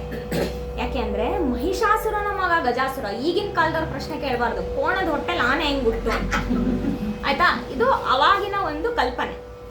ಮಹಿಷಾಸುರನ ಮಗ ಗಜಾಸುರ ಅವನು ಈಶ್ವರನ ತಪಸ್ ಮಾಡ್ಬಿಟ್ಟು ಕೇಳ್ಕೊಂಡಿರ್ತಾನೆ, ನಾನು ನಿನ್ ಜೊತೆನೆ ಹೋರಾಡಿ ನಿನ್ನಿಂದಾನೇ ಸಂಹಾರವಾಗ್ಬೇಕು ಅಂತ, ಆದ್ರೂ ನಾನು ನಿನ್ ಜೊತೆ ಇರ್ಬೇಕು ಅಂತ. ಹಾಗಾಗಿ ಅವನನ್ನು ಸಂಹಾರ ಮಾಡಿ ಅವನು ಗಜ ಚರ್ಮಾಂಬರ ಆಗ್ತಾನೆ ಅನ್ನೋದು ಮೂಲ ಕಥೆ. ಅಂದ್ರೆ ಶೈವಾಗಮಗಳಲ್ಲಿ ನಾವು ಹೆಚ್ಚು ಪ್ರಚಲಿತವಾಗಿ ಕೇಳಿರುವಂತಹ ಕಥೆ. ಇಲ್ಲೂ ಒಬ್ಬ ಗಜಾಸುರ ಬಂದಿದ್ದಾನೆ. ಇವನು ಯಾಕೆ ಅಸುರ? ಯಾಕೆಂದರೆ ಅಗ್ನಿಗೆ ಸಂಕಲ್ಪ ಮಾಡಿಸಿ ನಾವು ಹುಟ್ಟಿಸ್ತಾ ಇರೋ ಪ್ರತಿಯೊಂದು ಜೀವಿಗೂ ಇರೋದು ಆಸುರಿ ವೃತ್ತಿ. ಆನೆ ಇವಾಗಿನ ನಮ್ಮ ಲೆಕ್ಕಾಚಾರದಲ್ಲಿ ತುಂಬ ಸೌಮ್ಯವಾದ ಪ್ರಾಣಿ, ಹುಲ್ ತಿನ್ನುತ್ತೆ, ಸುಮ್ಮನೆ ಒಂದು 100 ಮರಗಳನ್ನು ಹಿಂಗೆ ಎತ್ತು ಬಿಸಾಕತ್ತೆ. ಪಾಪ ತುಂಬ ಸಾಧು ಪ್ರಾಣಿ, ಏನು ಮಾಡಲ್ಲ. ಆನೆ ನಡೆದಿದ್ದೆ ದಾರಿ ಹೋಗ್ತಾರೋ ಸಿಗ್ತಾರೋನೆಲ್ಲ ತುಳ್ಕೊಂಡು ಹೋಗ್ತಾ ಇರುತ್ತೆ. ಅದು ಬಿಟ್ಟರೆ ತುಂಬ ಸಾಧು ಪ್ರಾಣಿ ಆನೆ, ಆಯ್ತಾ. ಹಾಗಾಗಿ ಅಂಥದೇ ಸಾಧುತ್ವವನ್ನು ತಗೊಂಡು ತುಳಿದಾಕ್ಬಿಡ್ಲಿ ಇವನ್ನ ಅಂತ ಗಜಾಸುರನ್ನ ಸೃಷ್ಟಿ ಮಾಡ್ತಾ ಇದ್ದಾರೆ. ಅದು ಬದುಕಿಗೆ ಓಡಾಡೋವಾಗ ದಾರಿ ಮಧ್ಯದಲ್ಲಿ ಸಿಕ್ಕಿ ಸಾಯೋದು ಬೇರೆ, ಕಾಲಲ್ಲೇ ತುಳಿಸ್ಬಿಟ್ಟು ಸಾಯಬೇಕು ಅಂತ ಪ್ರಯತ್ನ ಪಡ್ತಾ ಇರೋದು ಬೇರೆ. ಅವ್ನು ಬಂದು ಕೇಳ್ತಾನೆ ಏನು ಮಾಡಬೇಕು, ಮತ್ತು ಇದೇ ಹೇಳ್ತಾನೆ, ಈಗ ಹೋಗು, ಈಗ ನಾನು ಸಾಯಿಸ್ಬೇಕು. ಗಜಾಸುರ ಏನು ಮಾಡ್ದ? ಶಶಿಧರನು ಕಟ್ಟಾಯಲಿರುಕಿದ ವಿಷಮ ನೀಲಗಿರೀಂದ್ರ ನುಯ್ಯನೇ ವಸುದೆಗಳಿರುವಂತೆ ಘೀಲಿಡುತ್ತ ಆಗರೌದ್ರದಲ್ಲಿ ಎಸೆಮದಿ ಗುಭಾವಳಿಯ ಮೊತ್ತ ಪ್ರಸರ ರೂಪಾದಂತೆ ಬಂದನು. ವಸುದೆ ಗಗನವ ಮುಟ್ಟಿತೈ ಕರುತಿಹ ಗಜಾಸುರನು.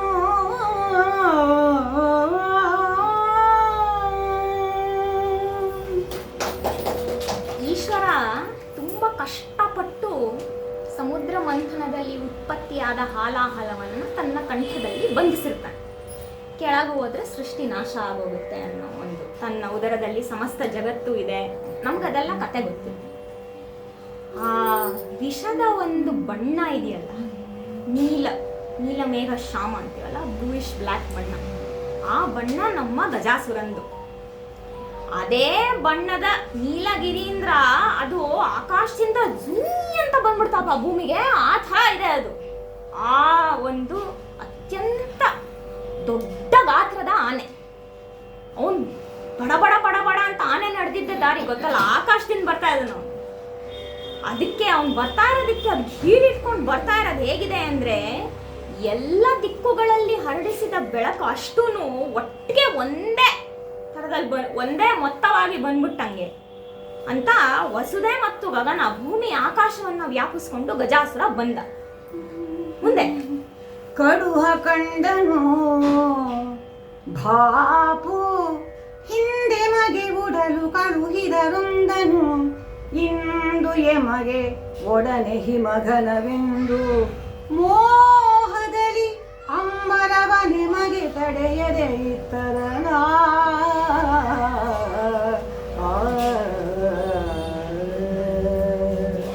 ಹಿಂದೆ ಎಮಗೆ ಉಡಲು ಕಳುಹಿದರೊಂದನು. ಇಂದು ಎಮಗೆ ಒಡನೆ ಹಿಮಘನವೆಂದು ಮೋಹದಲ್ಲಿ ಅಂಬರವ ನಿಮಗೆ ತಡೆಯದೆ ಇತ್ತರನ ಎನ್ನುತ್ತ ಹಿಡಿದಡಸಿ ಶ್ರೀ ಗಜಾಸುರನ ಕುತ್ತಿಡಿಯ ಹಚ್ಚಡವಾಗಿ ಹೊದೆದನು ಪಾರ್ವತಿ ರಮಣ. ಗಜಾಸುರನ ಕಿತ್ತಿಡಿಯ ಹಚ್ಚಡವಾಗಿ ಹೊದೆದನು ಪಾರ್ವತಿ ರಮಣ. ಬರ್ತಾರೋ ಈ ಕಡು ಕಪ್ಪು ಒಂದು ಘನೀಭೂತವಾದ ಆನೆಯನ್ನ ನಮ್ಮ ಈಶ್ವರ ನೋಡ್ದ.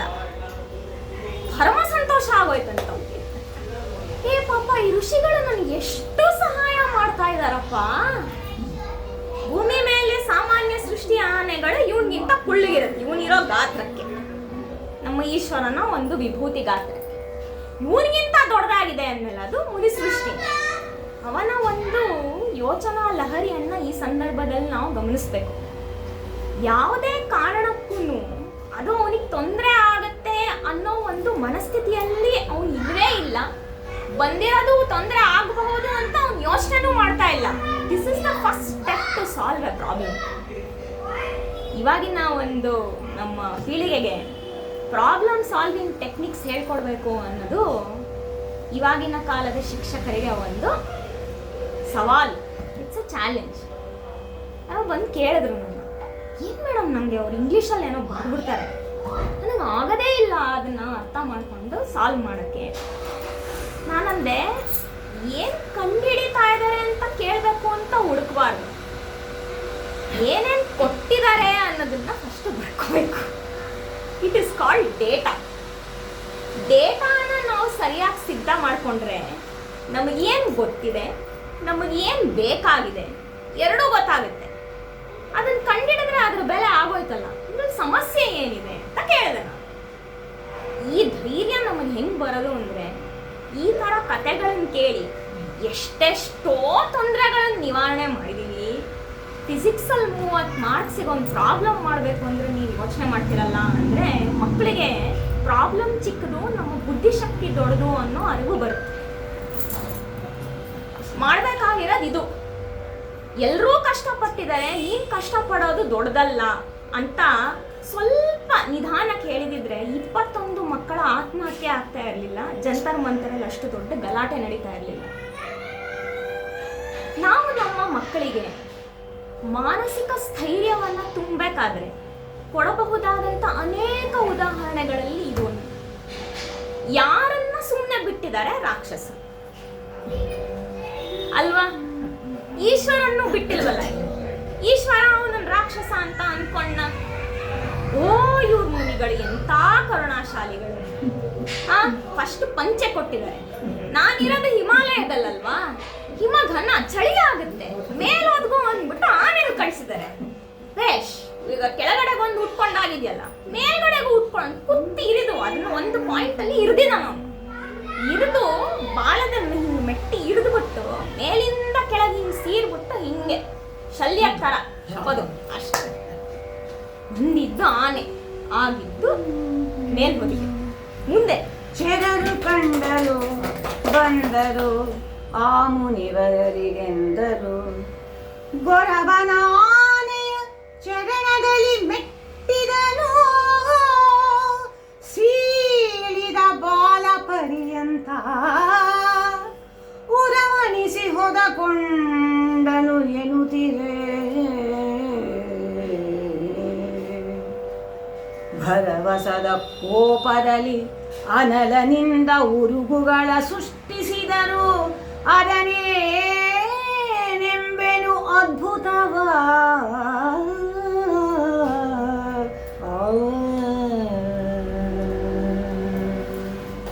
ಎಲ್ಲ ಥರದ್ದು ಒಂದು ವರದಿ ಚರರು ಮತ್ತೆ ಬಂದು ಹೇಳಿದ್ರು, ನೀವೇನೋ ಕಳಿಸ್ಬಿಟ್ರಿ ದೊಡ್ಡ ಆನೆ ಅಂತ. ಅವನು ತುಳ್ದಾಕ್ಬಿಡ್ತಾನೆ ಮಾಡ್ಬಿಡ್ತಾನೆ ಅಂತೆಲ್ಲ ನೀವು ಅನ್ಕೊಂಡು ಕಳಿಸ್ಬಿಟ್ರಿ. ಅಲ್ಲಿ ಹೋಗಿದ್ದಕ್ಕೆ ಏನಾಯ್ತು ಗೊತ್ತಾ? ಆ ಗೊರವ ಇದ್ದಾನಲ್ಲ, ಅವನ ಆನೆನ ಕಾಲಲ್ಲಿ ಮೆಟ್ಟಿ ಮೇಲಿಂದ ಕೆಳಗೆ ತನಕ ಮತ್ತೆ ಅದನ್ನ ಹುಲಿ ಸೀಳ್ದಂಗೆ ಸೀಳ್ಬಿಟ್ಟು ಆರಾಮಾಗಿ ಅದನ್ನ ಹೊದ್ಕೊಂಡು ತುಂಬ ಆರಾಮದಾಯಕವಾಗಿದೆ. ಚಳಿಗಾಲ ಮಳೆಗಾಲ ಎಲ್ಲದಕ್ಕೂ ಸ್ವಲ್ಪ ಅನುಕೂಲವಾಗಿದೆ.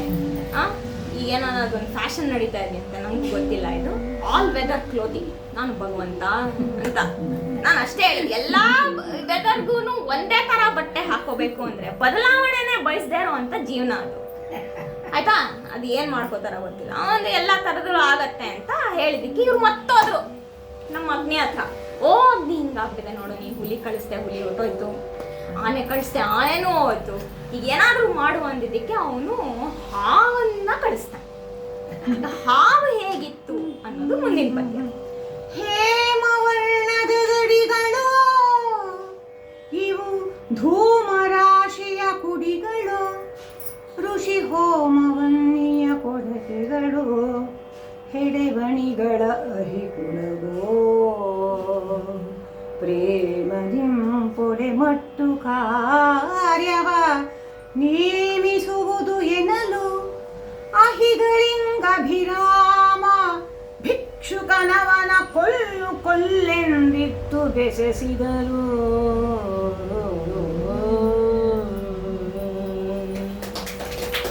ನಾವು ಹೆದರ್ಕೊಳ್ಳುವಂಥ ಪ್ರಾಣಿಯ ಅತ್ಯಂತ ಸುಂದರವಾದ ವರ್ಣನೆ ಇದೆ.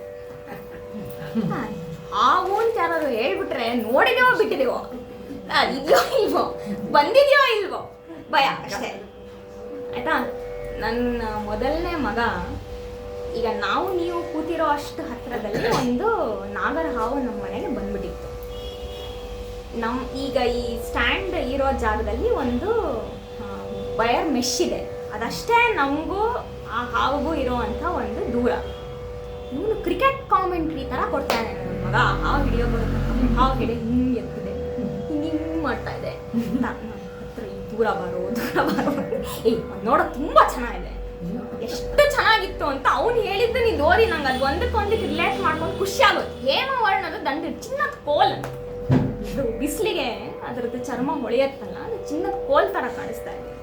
ಧೂಮರಾಶಿಯ ಕುಡಿಗಳು ಅಗ್ನಿಯಿಂದ ಬಂದಿದ್ದಲ್ಲ, ಧೂಮರಾಶಿಯ ಮಕ್ಕಳು ಅಂದ್ರೆ ಈ ಚಿಕ್ಕ ಚಿಕ್ಕ ಕುಡಿಗಳ ತರ.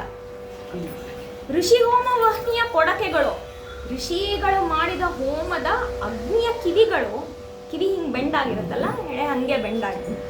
ಹೆಡೆಮಣಿಗಳ ಹಕ್ಕಳವು, ನಾಗಮಣಿಯನ್ನ ತಮ್ಮ ಹೆಡೆಗಳ ಮೇಲೆ ಧರಿಸಿರುವಂತಹ ಸರ್ಪಕುಲವು ಎಲ್ಲ ಒಂದಲ್ಲ 1000 ಬಂದ್ಬಿಟ್ಟಿದ್ದಾರೆ.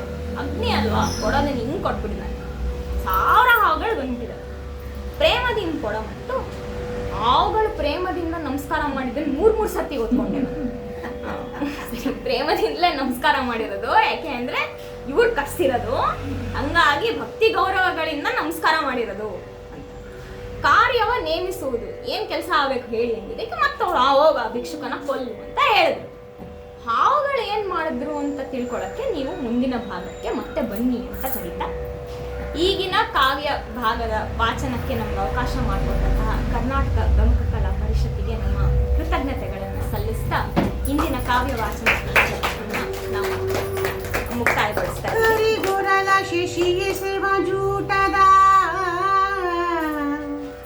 ವರಭಸಿತ ಧೃತಧವಳ ಕಾಯನ ಪರಮ ಪಾವನ ಹರನ ಭಿಕ್ಷಾಟನವ ವಿವರವನು ವಿರಚಿಸಿದೆನು. ದುರಿತಾಕ್ಷರವ ಕೆಡಿಸುವ ಕಾರುಣಿಕನನು ವರದಿ ಗದುಗಿನ